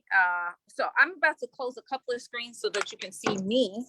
So give me a moment. Can you let me know, moderator, if you don't hear me while I'm doing this? Because I don't want to lose the audio while I close all this up. We'll do, but you sound perfect right now. Okay, great. All right. So that being said, we start out with this film, The Journey of Man, A Genetic Odyssey, but the simple fact that I want to bring everybody up to speed in terms of the origin of human beings. And so it is not up to debate as to who we are, right? When we talk about humanity and African and Black people at large. So that's why we begin. I don't want people to fixate on things like the fact that this individual who is in this documentary, well, let me say it another way. This documentary is just for the purpose of emphasizing the origin of humanity in the scientific sense. It is a white geneticist who essentially is, how would you say, narrating to a large extent the work that was done around DNA evidence to establish the origin of humanity. However, he is not beyond reproach. He is not without contradiction. He is not without fault in the sense that he is not 100% accurate, but we're not fixated on him. We are interested only in one thing, meaning the scientific evidence, which proved this age-old theory that humanity began in Africa and populated the rest of the world. So really, in essence, what this documentary does is allow for that conversation to take place, allow for that particular conversation to take place in terms of, hold on, I finally got this adjusted so you can see me. Okay, 1 second. What this documentary does is allow for that conversation to take place and for you to actually see how the DNA evidence is qualified as a result of this theory. So there's this theory that humanity began in Africa, and until now, or let me just say this. This documentary is the visual and the qualifying information for a book that Spencer Wells wrote years ago, which built on this theory that humanity began in Africa and then migrated to the four corners of the world. The book was called The Odyssey of Man, the Journey of Man, a Genetic Odyssey, which is the same as the film. That being said, he got funding to actually do the DNA mapping, okay, of this theory. So this is something that scientists do very often. Hello, how are you? This is something scientists do very often. We have theory, and then you can qualify it, prove or disprove it with science, right? So prior, Spencer Wells, I'm going to take his thunder. He's not the first. This theory does not originate with him, so we shouldn't try to attach it to him. Sheikh Anta was saying the same thing. Okay. However, DNA evidence or DNA testing did not exist back in Sheikh Anta time, right? The great Senegalese historian, scholar. So Spencer Wells had this at his disposal. So he takes this funding and he goes around to prove or disprove this theory that humanity began in Africa, and now you're going to go and test everyone's DNA, looking for a particular marker that began in Africa, a marker on the DNA, on a person's DNA makeup.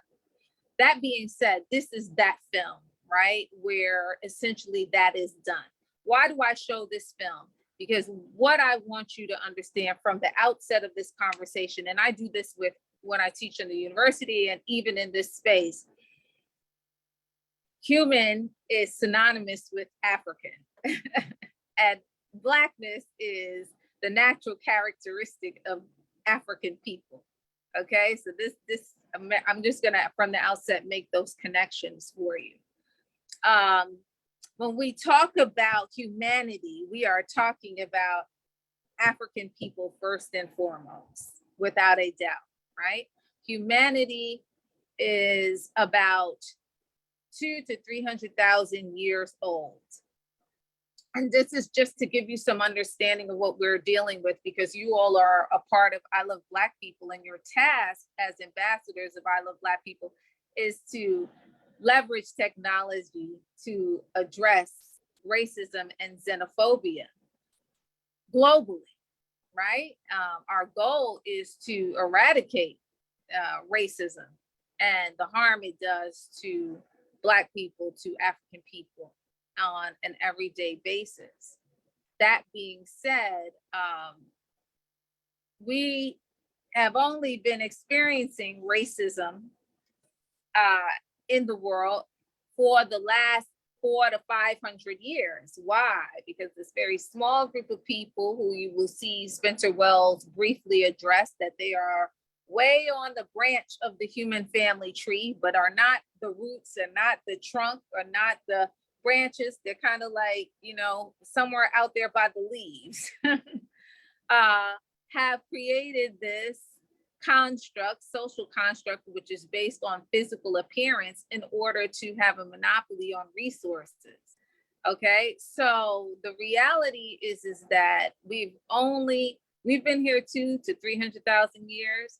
European has only been here 7,000 to 8,000 years. You got that right, 7,000 or 8,000 years. That's like 2 minutes in historical terms. And we have been here 200,000 to 300,000 years. Y'all know what $200,000 is? Okay, that's how long. All right, so 200,000 to 300,000 years, not 2,000 to 3,000 years, 200,000 to 300,000 years. We are the humans on this earth, and essentially have all the oldest relationships, both good and bad. And when we do come together, one of the things we call that is Pan-Africanism in this racialized society that we live in.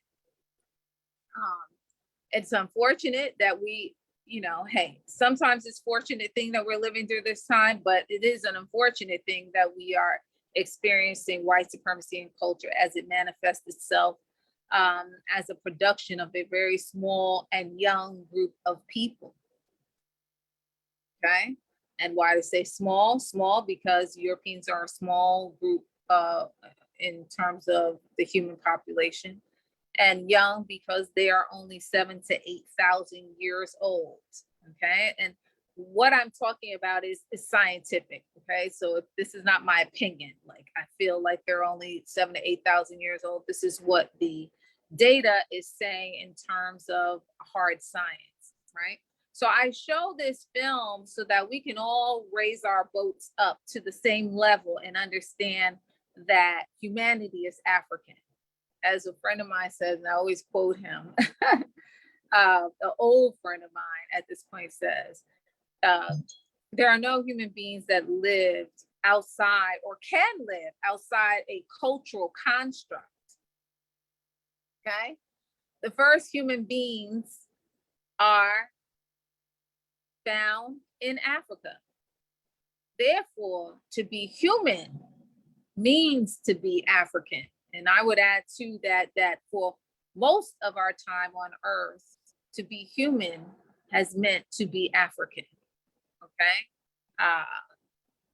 So they were synonymous, okay? And they're not necessarily not synonymous anymore, but there are other people who have emerged as a result of the migratory patterns of Africa to other parts of the world. Okay, so that being said, that is my modus operandi for showing such a film, The Journeyman, a genetic odyssey. I will criticize and be critical of Spencer Wells as necessary.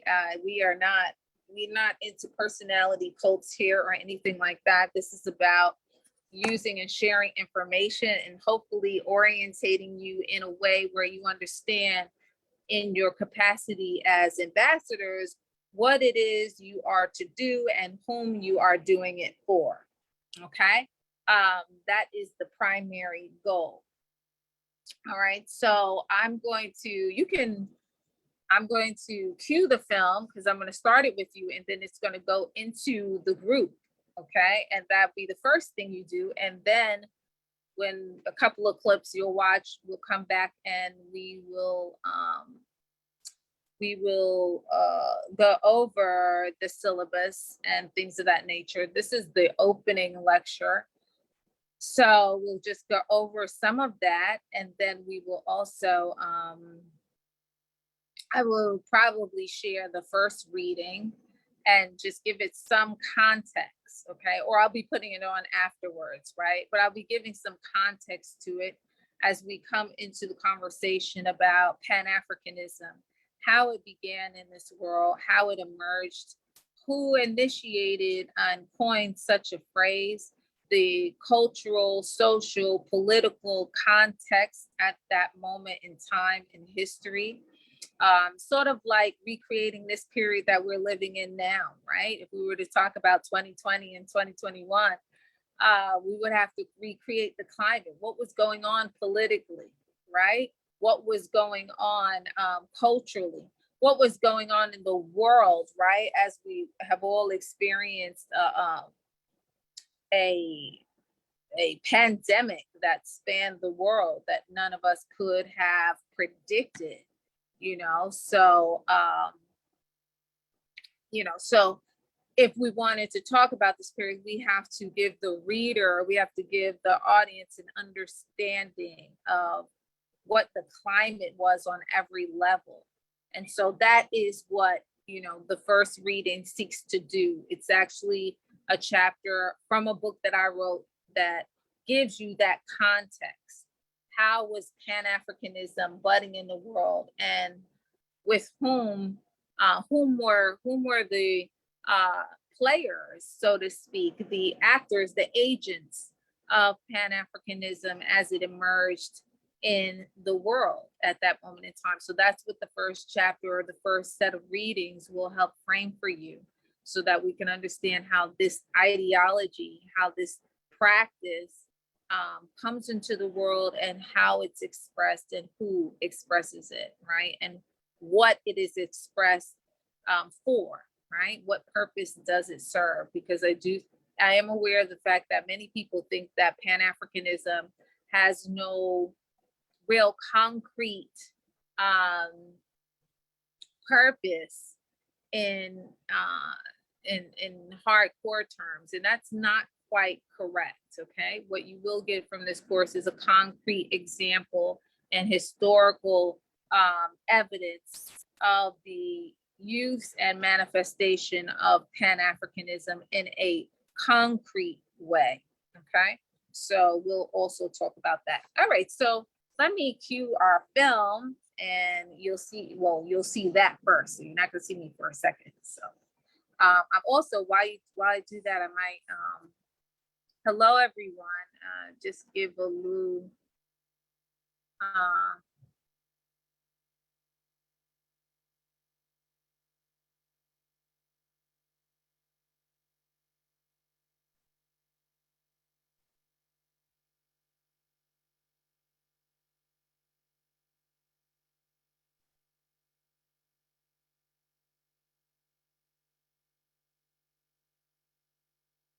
just want to check out.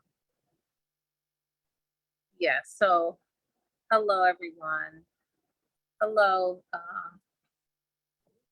everyone. I am woke and others. Okay, so let me just cue this for you really quick. And well, not even, I've got it cued. I just want to open it up. So let me share it in a second.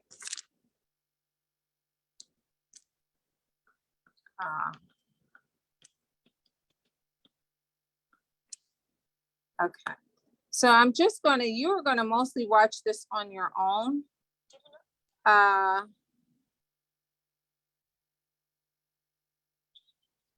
I'm hoping you don't hear anything but me. Can you hear me? Yes, I can hear you. Okay, perfect. You don't hear anything else, do you? Not at the moment. Okay, good. All right. Okay. So I'm just gonna bring you into the beginning of this because I do want you to understand the context. And the conversation about the mapping of humanity begins with a group of people from Southern Africa, present day Namibia, called the Khoisan. And Spencer Wells begins with their DNA first. And the Khoisan, to our knowledge, are some of the oldest, if not the oldest people right now that we know of on Earth. How do we know that? Because they have a genetic marker that indicates this, but there's also a linguistic marker that they have in their language. They have the click, okay? And the click in their linguistic expression, which is older than other forms, other languages that we know of. So that being said, there were a couple of ways they're identified. He visits them. Now, let me just give a disclaimer. Spencer Wells is a great geneticist in many instances, but he's ignorant on other levels too, right? He's going to use language in here sometimes that I think is problematic. He refers to the Khoisan as the bush, the sand Bushmen, as opposed to the Khoisan. He goes back and forth interchangeably. That's his own ignorance because he clearly knows who they are and their name. But this is like some of the stuff that we deal with in the world. However, we're not sweeping it aside. I'm acknowledging it.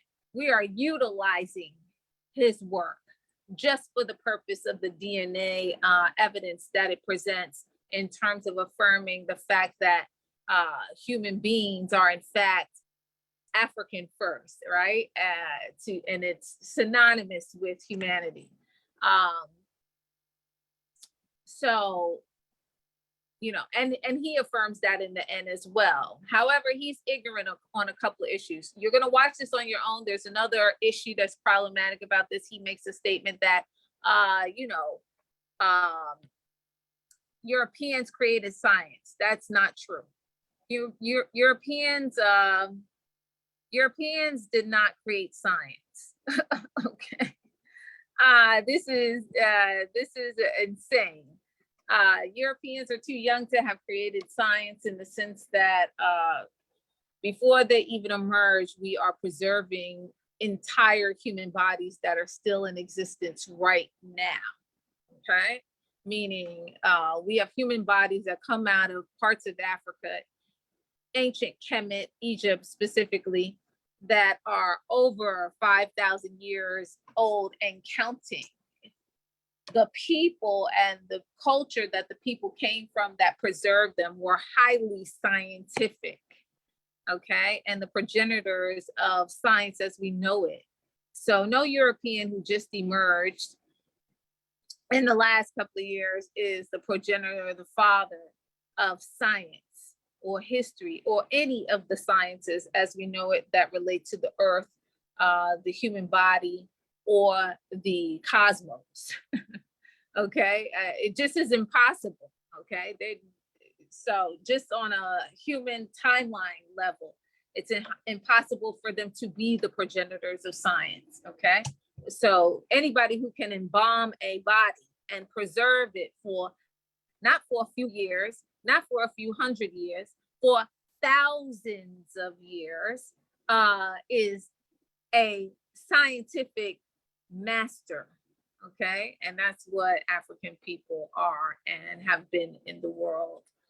This is why they can have our bodies at the Metropolitan Museum, why they can have our bodies in the Louvre.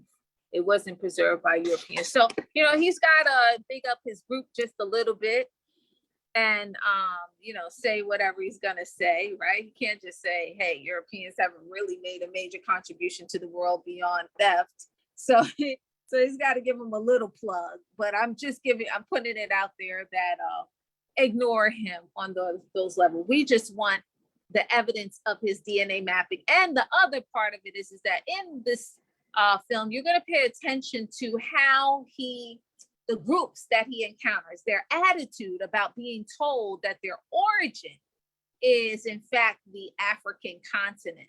Okay, you're going to pay attention to their attitudes about that, because those attitudes are what we are struggling against in this world. Those attitudes are rooted in white supremacy and culture, and that is deeply connected to our mission in this organization, I Love Black People, which is to eradicate that pathology. Okay, so I'm going to start, and hopefully you can hear. Please let me know if you do not hear the audio of this. Okay, it's about to start, so let me turn it up as much as possible because I'm doing this on my device, and then I'll switch to my computer. Okay, all right. Stemmed every color, creed, and nationality alive today. Can you hear? We know the fathers of mankind started Okay. their journey from It's here. perfect. Okay, But good. why did they leave? I'm hoping the few survivors they left behind, the San Bushmen, will help me solve this fundamental question.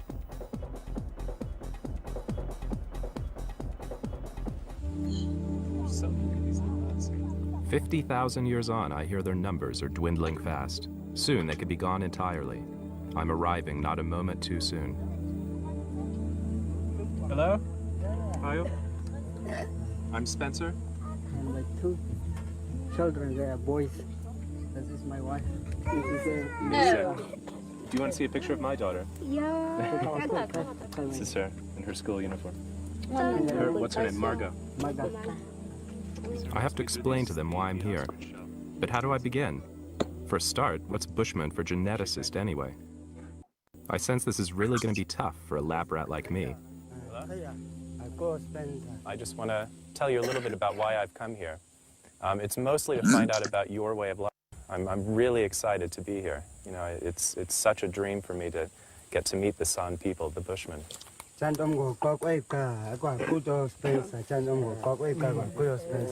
you still hear? In a way, you carry a secret in your blood, and you can think about it like a family tree. Yeah, this Can everybody I still hear? explained the tree was just like the Yes, you family can. that we all belong to. Okay, My good, family good. line is one of the small fractured branches at the very top, while theirs is the oldest on Earth, the biggest branch at the base of the trunk. I get the feeling I'm not explaining this at all well, but they're way too polite to say so. This is really quite embarrassing. So it's a great privilege for me to come and meet my distant relatives and the people who give us a glimpse of all of our ancestors. So in one sense, we're all Khoisan. We're all San people. It's just that my skin is slightly redder. We would like to thank you for the information that you brought for us. This is like a dream for me. Everything predicted in their blood seems to be written in their faces. It's like looking at a composite model of every face from around the world. The eye shape of East Asians, the high cheekbones of Mongolians, the mid-brown skin that could turn darker or lighter. So how do I know that of all the people on Earth, the San are direct descendants of our oldest ancestors? I'll try to explain a little better this time. I work with DNA, our very own manual of life. It's in our blood, in every cell of our body, orchestrating our life processes. DNA is a ladder of just 4 linked molecules, A, C, G, and T, strung together in pairs in an incredibly long and complex sequence. If laid out, the DNA from one person would stretch to the moon and back 3,000 times. In our cells, this chain is broken into 46 bundles called chromosomes. Because of its sheer length, DNA is prone to develop small glitches in its sequence. They're called mutations. Everybody has them. When they occur, we pass them on to our children. We call these inherited mutations markers. As our chromosomes pass down through the generations, they carry these markers with them. They write our history. They are the source of our time machine. the way we can see back to our earliest ancestors.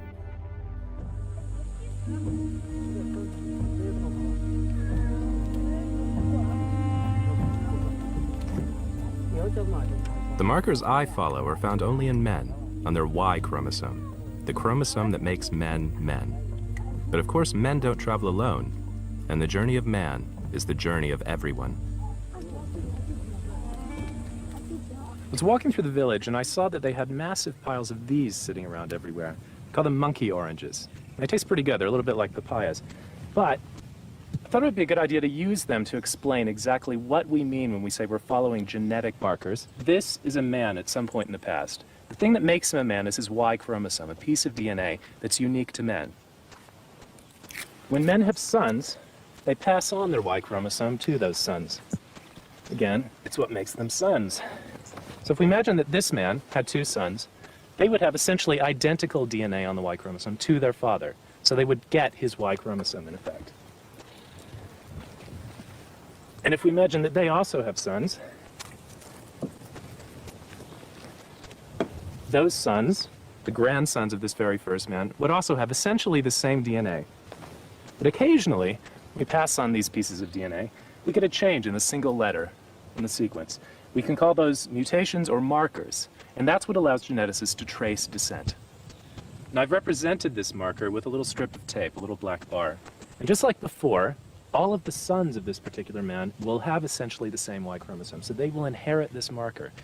And in that way, the marker acts effectively as a badge of descent, a marker of descent from this particular man, and that's what we follow.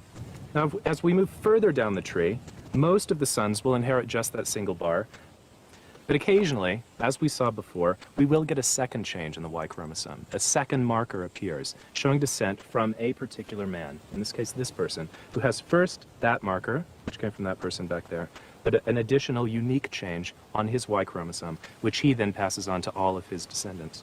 So in the people that we're talking about living in the present day, in this part of the tree, they've got two markers. They clearly trace their descent from this man, but the first marker, remember, arose all the way back there, all those generations ago.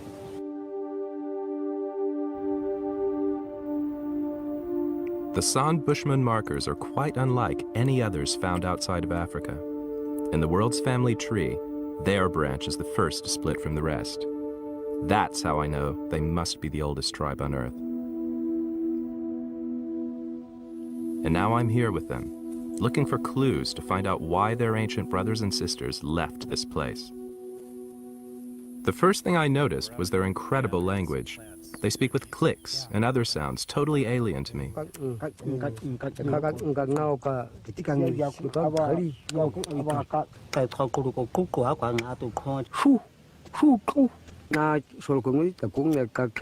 And the word for zero?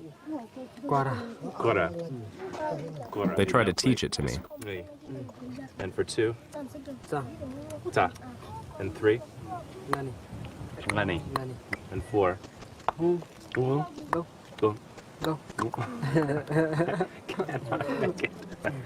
I can't get that four. Is this strange language a window on the past? Did our ancestors speak like them? Merritt Rulin, a linguist from my old university, Stanford. Bushman is the only family which has clicks. Those kinds of sounds. None of the other world's language families have these sounds. So this is really what makes Bushman languages different from all of the other world's languages. There's a reasonable hypothesis that these clicks are in fact ancestral sounds which have been lost in all of the other world's languages, probably lost just once in Africa. And then the group which lost these clicks left Africa and spread throughout the entire world. When I ask another colleague, paleoanthropologist Richard Klein, also from Stanford, he goes even further. Speech is more than just communication. It's also the way you model your world. You can ask what-if questions. What if I mounted this piece of stone on the end of this shaft in this way, and I put a string across this bowed thing, and I tried to shoot the shaft with this bowed thing? What if? You know, that kind of question is something that probably requires language to be answered effectively, even if it's just one person talking to themselves in their mind's eye. 50,000 years ago, Click was a new and complex language. There'd been nothing like it before. But there were other innovations too. They showed me this. It's a spear tip finely crafted from bone. It might not seem like much today, but when our ancestors started using it, it was the last word in technology. The smart missile of its day. In every detectable archaeological respect, meaning the manufacture of art, the widespread use of materials like bone and ivory and shell, the burial of the dead with ceremony or with ritual. In every detectable archaeological respect, after 50,000 years ago, you see this burst of creativity. There's a big difference in behavior. The form is fixed and culture takes off.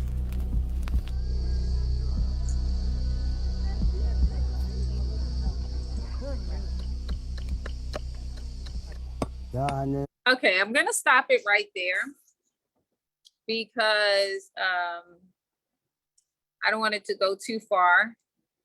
I just wanted to introduce you to that portion of the beginning of the film.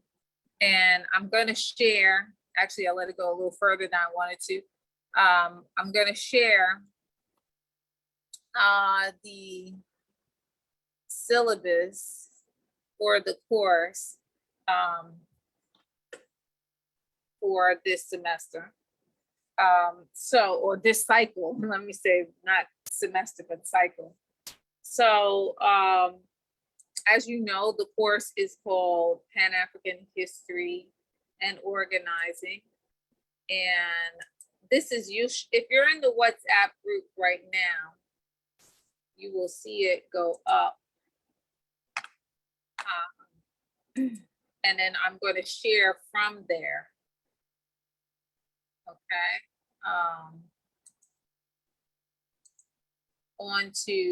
And I might share my screen again so that you can see what I'm talking about. Okay. Those of you who are watching from another space, you won't be able to see this.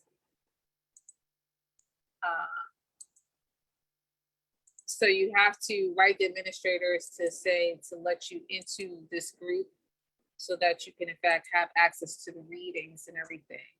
Let me open it up really quickly so everybody can see. I'm going to share my screen again. And actually what I'm going to go to is the WhatsApp group. Okay, can everybody see the WhatsApp group right now on the screen? That's 12A. Can everybody see that? Yes, we can. Okay, for some reason, hold on one second. I need to get my mic because my, okay. I can't hear you all very clearly. I need to put it on speaker. All right, well, okay, I'll go with it. I can't hear you all clearly, but that's fine. What I'll do is, anyway, so you see here in the group, if you're part of the group, this is the syllabus, okay? And this is our syllabus for the course. The dates are not all there because I revised the dates, tweaked the dates, but I'll be posting an update with the specific dates. This is to give you all the details in terms of the nature of the course description and learning outcomes. You actually see the weeks, but the specific dates are not there, so I'm going to plug those in. But I wanted to give that to you all. So here we go. Introduction to Pan-African History and Organizing. It's ideological training seminar with I Love Black People. This is fall 2021. And I'll just read the introduction for the course description and some of the learning outcomes, okay? So an introduction to Pan-African History and Organizing. an organizing and ideological development course that surveys the history of Pan-Africanism as a theory and practice. The seminar is structurally designed to examine and engage in a critical analysis of the theories and practices of Pan-Africanism as both a political and ideological impetus for organizing African and Black people globally. The course begins with the historical foundations of Pan-Africanism at the turn of the 20th century as a budding concept in the African diaspora and the Americas. It becomes the impetus for international organizing in Europe, the first Pan-African Conference, 1900, and finds its highest expression in Africa as liberation. Hold on. Sorry, guys. Finds its highest expression in Africa as liberation struggles against colonialism and the ideal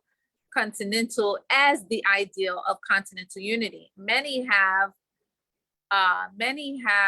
questioned the measurable results produced by Pan-Africanism. This course explores this idea and qualifies the practice and production of Pan-Africanism, considering measurable social, political, economic, and material gains for African and Black people globally by examining policy cases, conference resolutions, and various approaches employed by early proponents of Pan-Africanism, African nationalists, organizational bodies, and institutions. Okay. One moment, I need to unshare my screen because I have some communication coming in. So that is the basic definition of Pan-Africanism as we know it.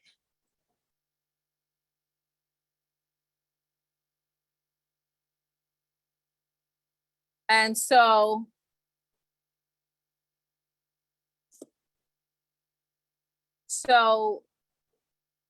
as you can see, it's more than just an understanding of Pan-Africanism, but an understanding of theory and practice as it relates to Pan-Africanism, okay?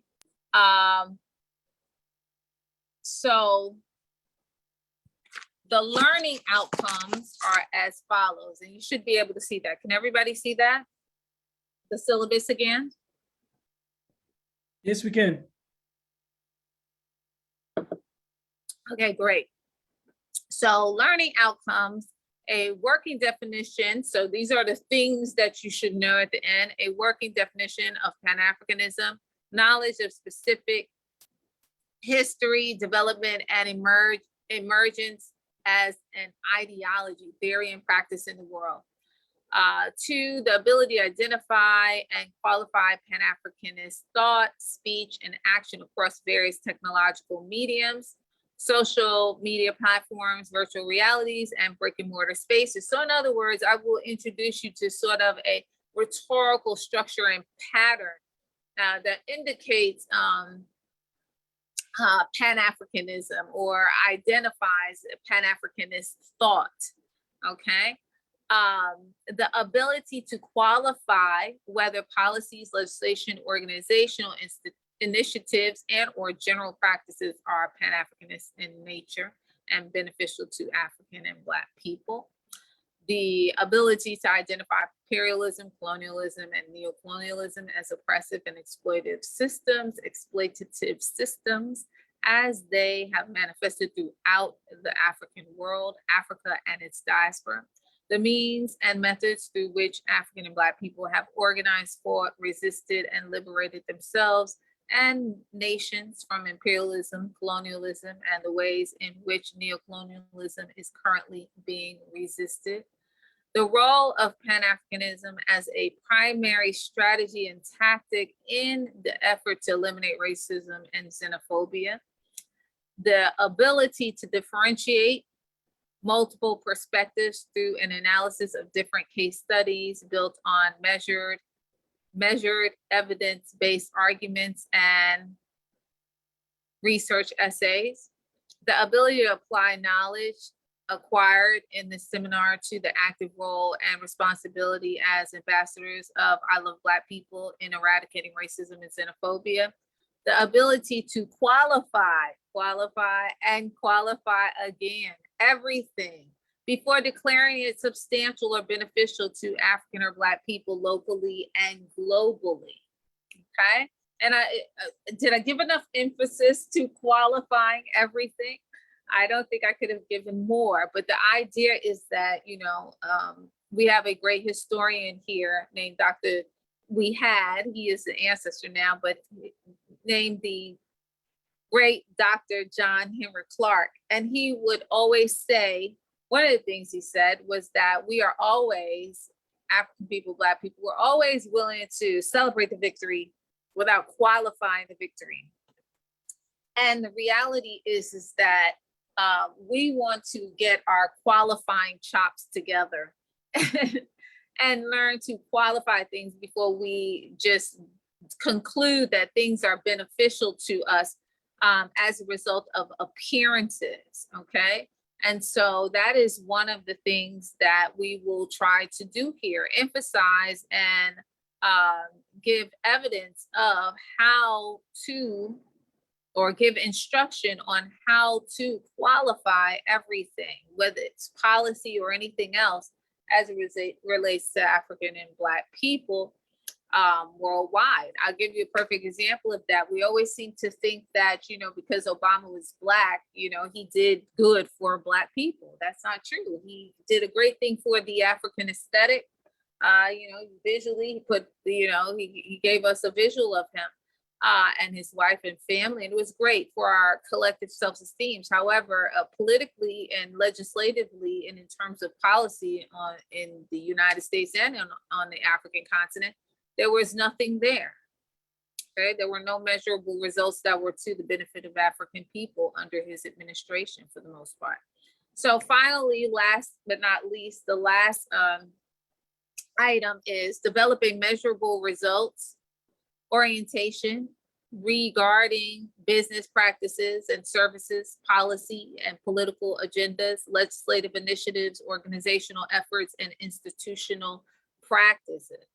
Okay, so at every point that we look at, even with the example that I gave, the measure, if you don't have anything that you say, hey, this is what we come out with, or this is beneficial to us, or we're getting the service that we want and the service that we need and desire and demand in some cases, then we got nothing. We didn't get what we want, right? So we can fixate on the energy or our how much we like various people, or how well they dress, or how much they look like us.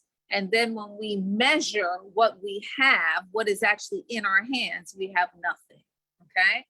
If you go somewhere to purchase something and they give you a product that is substandard in relationship to everything else that they sell and to what they give other customers, then you should be able to identify and conclude and analyze that, right? You should be able to see that and measure that. Hey, what I have does not measure up to what other people have who are paying the same thing. So we always want to have a bottom line sort of attitude about assessing what we get. We're people who need so much, okay?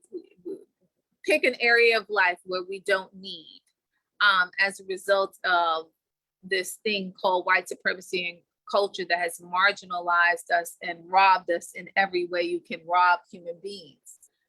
We can never go home empty-handed. We always have to get what we come for, okay? And so we're gonna talk about having such an orientation, right? Being that type of person. Doesn't mean you can't be nice, but when it comes to us and how you assess things for us, especially when it comes to our safety and well-being in the world, you have to have a very hard, scientific, measurable results type of attitude about things, just to put it straight. Okay, so seminar themes: Pan-Africanism, unity as the primary. So I put unity in parentheses because unity is what Pan-Africanism means. Okay. So Pan-Africanism, unity as the primary organizing tool, weapon, strategy for eradicating racism and xenophobia against African and Black people. The historical role, importance, and use of the dialectical, conversing, discourse sharing, which is what we're doing too, relationship between African and Black people globally as an effective strategy and tactic in combating white supremacy, racism, and xenophobia, which is a global pandemic. 3, synthesizing and application of Pan-Africanism thought, Pan-Africanist thought, speech, and action in everyday scenarios and challenges. 4, the role of education, specifically history, in eliminating ignorance, divisiveness, propaganda, and individualism amongst African and Black people in the effort to achieve Pan-African unity. 5, Pan-African, global Pan-Africanism, the unification of African people for the purpose of eradicating exploitation and oppression, is a direct solution to the condition of African people globally, essentially. Okay, so those are the core seminar themes that we'll be dealing with in this course. And this, as you can see, is the outline for our schedule. An introductory lecture, which is what I'm doing right now, Pan-African History and Organizing an Ideological Training Seminar. And the first thing we watch is what you see there, so you can feel free to tap and cut and paste that. But I'm going to put the film in the group as well. And you see it here on the syllabus, but I will put in the group as well, the Journey of Man, a Genetic Odyssey. This conversation will take place via WhatsApp, what we're doing with ambassadors sharing their thoughts on the basic premise of the film. The discussion will be prompted by analytical statements posted in the virtual group space. So that's the next thing that we'll do during the course of the week. Feel free to watch the film and comment on it and ask questions and discuss how it's relevant to what we're doing here, okay? Also this week, you'll be getting the first set of readings, which is a chapter from a book that I wrote called Booker T. Washington in Africa, The Making of a Pan-Africanist. The lecture will be next Saturday, Pan-African History, the first Pan-African Conference of 1900, Unity for the purpose of eradicating oppression of racism globally. Pan-Africanism is an ideology and the historical context through which it emerged. So that is what we'll be discussing.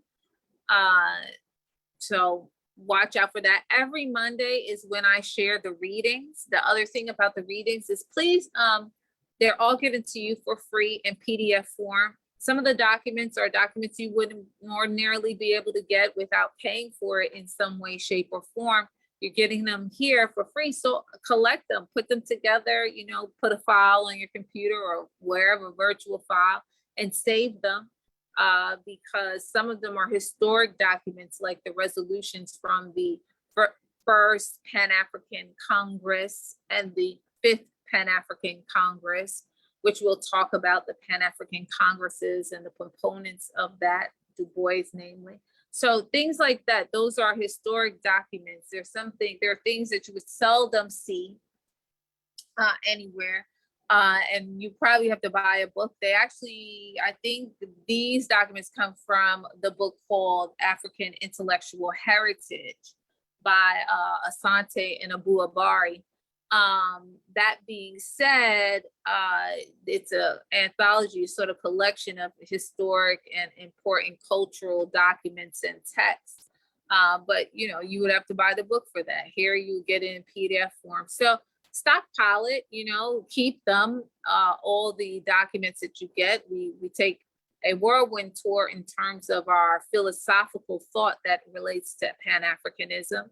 So, you want to keep it, readings from Amilcar Cabral. So I have all of these things. You don't have to buy them, but, I use Amilcar Cabral, Return to the Source, readings from Marcus Garvey, Du Bois, Nkrumah, Osaje Kwame Nkrumah, and many others who talk about Pan-Africanism. One of the things I'm going to add to this, and it's not here, I have to add Thomas Sankara, because Thomas Sankara gives a wonderful analysis about the role of women in our struggle, which is always important. So this is actually the first semester where I'm just kind of going to update that and add that to it, because we can't talk about the African struggle and the Black freedom struggle without talking about our women, okay, who are also steady fighters in this struggle against white supremacy and culture. Okay, so I'm always trying to upgrade and update a little bit. So I'm going to add that too. You'll see the finalized version of this syllabus with that on there. So as you can see, that's week 1. And then, you know, there's week 2, we're focusing on qualifying Pan-Africanism and the dialectical relationship. That's what we do. We are doing that. Many of you are on the continent, some are you in other places in the world. I'm out here in the diaspora, the wild, wild west. And so we are sharing information, and what you should learn from this course is that this is not the first time that we're doing this. This organization may be doing this for the first time. However, as a people, we have been strategizing and coming together to problem solve around our collective challenge in the world as we face and try to destroy white supremacy and culture as it manifests as racism. So, but this is not the first time. We are totally in the tradition. We are on a continuum. We are continuing the work of our ancestors over 100 years ago, because many of the readings you will see come from, particularly the ones that begin the conversation and initiation of organized Pan-Africanism in 1897, in 1900, the first time these terms are heard. That's over 120 years ago, okay? And so can you imagine? They had no idea that 120 years later, we would still be doing the work, we would still be in the struggle. And so I talk about that dialectical relationship and what that means. It means that you should be emboldened, and it means that you should be invoking the perspectives and ideas of all of these people that came before, because you're not the first one to do it. And that should make you feel proud on many levels, but it also should give you a lot of information in terms of how to problem solve. There's almost no problem that we face that our people did not get an opportunity to strategize around. Okay, and they left a record of it, and we should invoke that. Okay. So then week 3, we get into all of, and not all, but many of the important ideological proponents of Pan-Africanism: Marcus Garvey Du Bois, Kwame Nkrumah, Haile Selassie, Amilcar Cabral, and I'm going to add Thomas Sankara to that. And then you watch a film called Cuban African Odyssey, which talks about and gives us a visual of the highest expression of Pan-Africanism as it goes to the continent of Africa and manifests itself as the desire for the total liberation and independence and unification of the African continent, okay? And so we know that that starts notably with Osagyefo Kwame Nkrumah with the independence of Ghana in 1957. And he declares that, you know, it's not just about Ghana, but it's about all of Africa. Okay, being unified. Out of that, you have the emergence of the OAU, and then, of course, the African Union. Now, that's a contemporary conversation, and we need to talk about, you know, are we holding the African Union accountable for how they're manifesting themselves in the world? Are they still true to the original mission to foster African unity to the benefit of African people, you know? Are they still committed to that? Are they still advancing that, or have they forgot their vision and mission, right? So we'll talk about that in a contemporary sense. And then, of course, the final lecture is on the need for organized Pan-African, continental African unity and Pan-African nationalism, the highest expression. So we'll be reading a couple of things, but of course we'll talk about some of those other progenitors of Pan-Africanism that were the vanguard of Pan-Africanism, Pan-Africanists, which was Osaje Kwame Nkrumah, Sekou Touré, Patrice Lumumba, Amilcar Cabral, Jomo Kenyatta, Mugabe, and the age of African independence, where we take our independence on the African continent. In 2 years, 17 African nations wrestle away and take back their independence, their nations from imperialists. People love to talk about in a contemporary sense the Arab Spring. Forget the Arab Spring. 17 African nations took back their countries in 2 years, 1962 to 63. Are you serious? There's been no other spring in liberation like the one on the African continent at that moment in time. Okay, so that being said, you know, it's important to know the facts. I'm gonna unshare. It's important to know the facts of our history. It supports you in your work with I Love Black People. It gives you a better understanding of the vision of this organization and the mission, the work we have to do, and how to address it. And so, you know, I think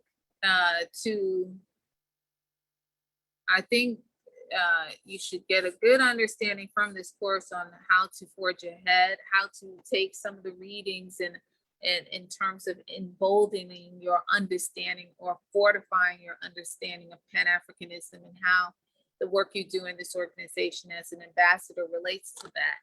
Okay. I meant to put myself back on camera. Sorry, folks. And how your work as an ambassador in this organization relates to that. Sorry, I was trying to put myself back on camera and it didn't work. Okay, so you should see me now. I'm gonna go to Q&A really quickly and so that we can go. I am right on the dot with the session, meaning this is the time I should be ending. But I don't see any comments or questions or anything like that. Okay, somebody's internet is unstable. Welcome. All right.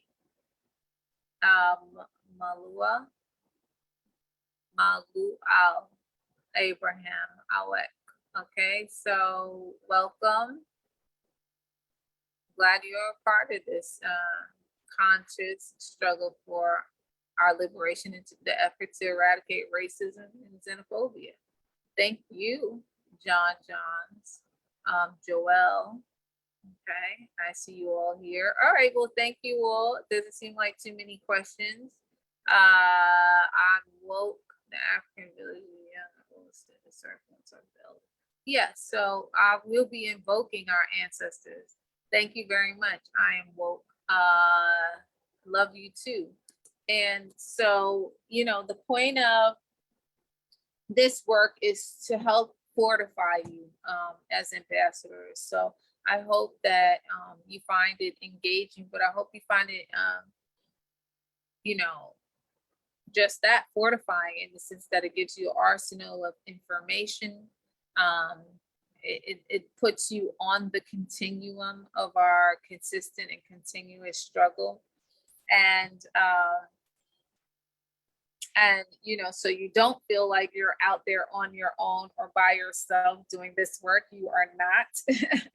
You're not the first, and hopefully we won't be the last, but we hope that we are in the generation or of the people who actually see racism and xenophobia eradicated.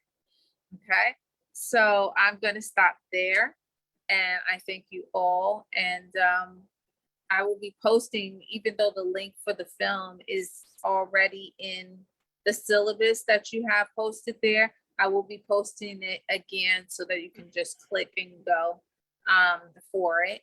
And what else? And the first of the readings will be posted on Monday, which would be the chapter on Booker T. Washington, Pan-Africanism and Pan-Africanist. And you will read that and we'll discuss as much as possible during the course of the week. Okay. All right, everyone. I appreciate you all. I am because we are. Okay. Thank you, Dr. Wright. I am because you are. Okay, bye-bye. Bye. Thank you. Thank you.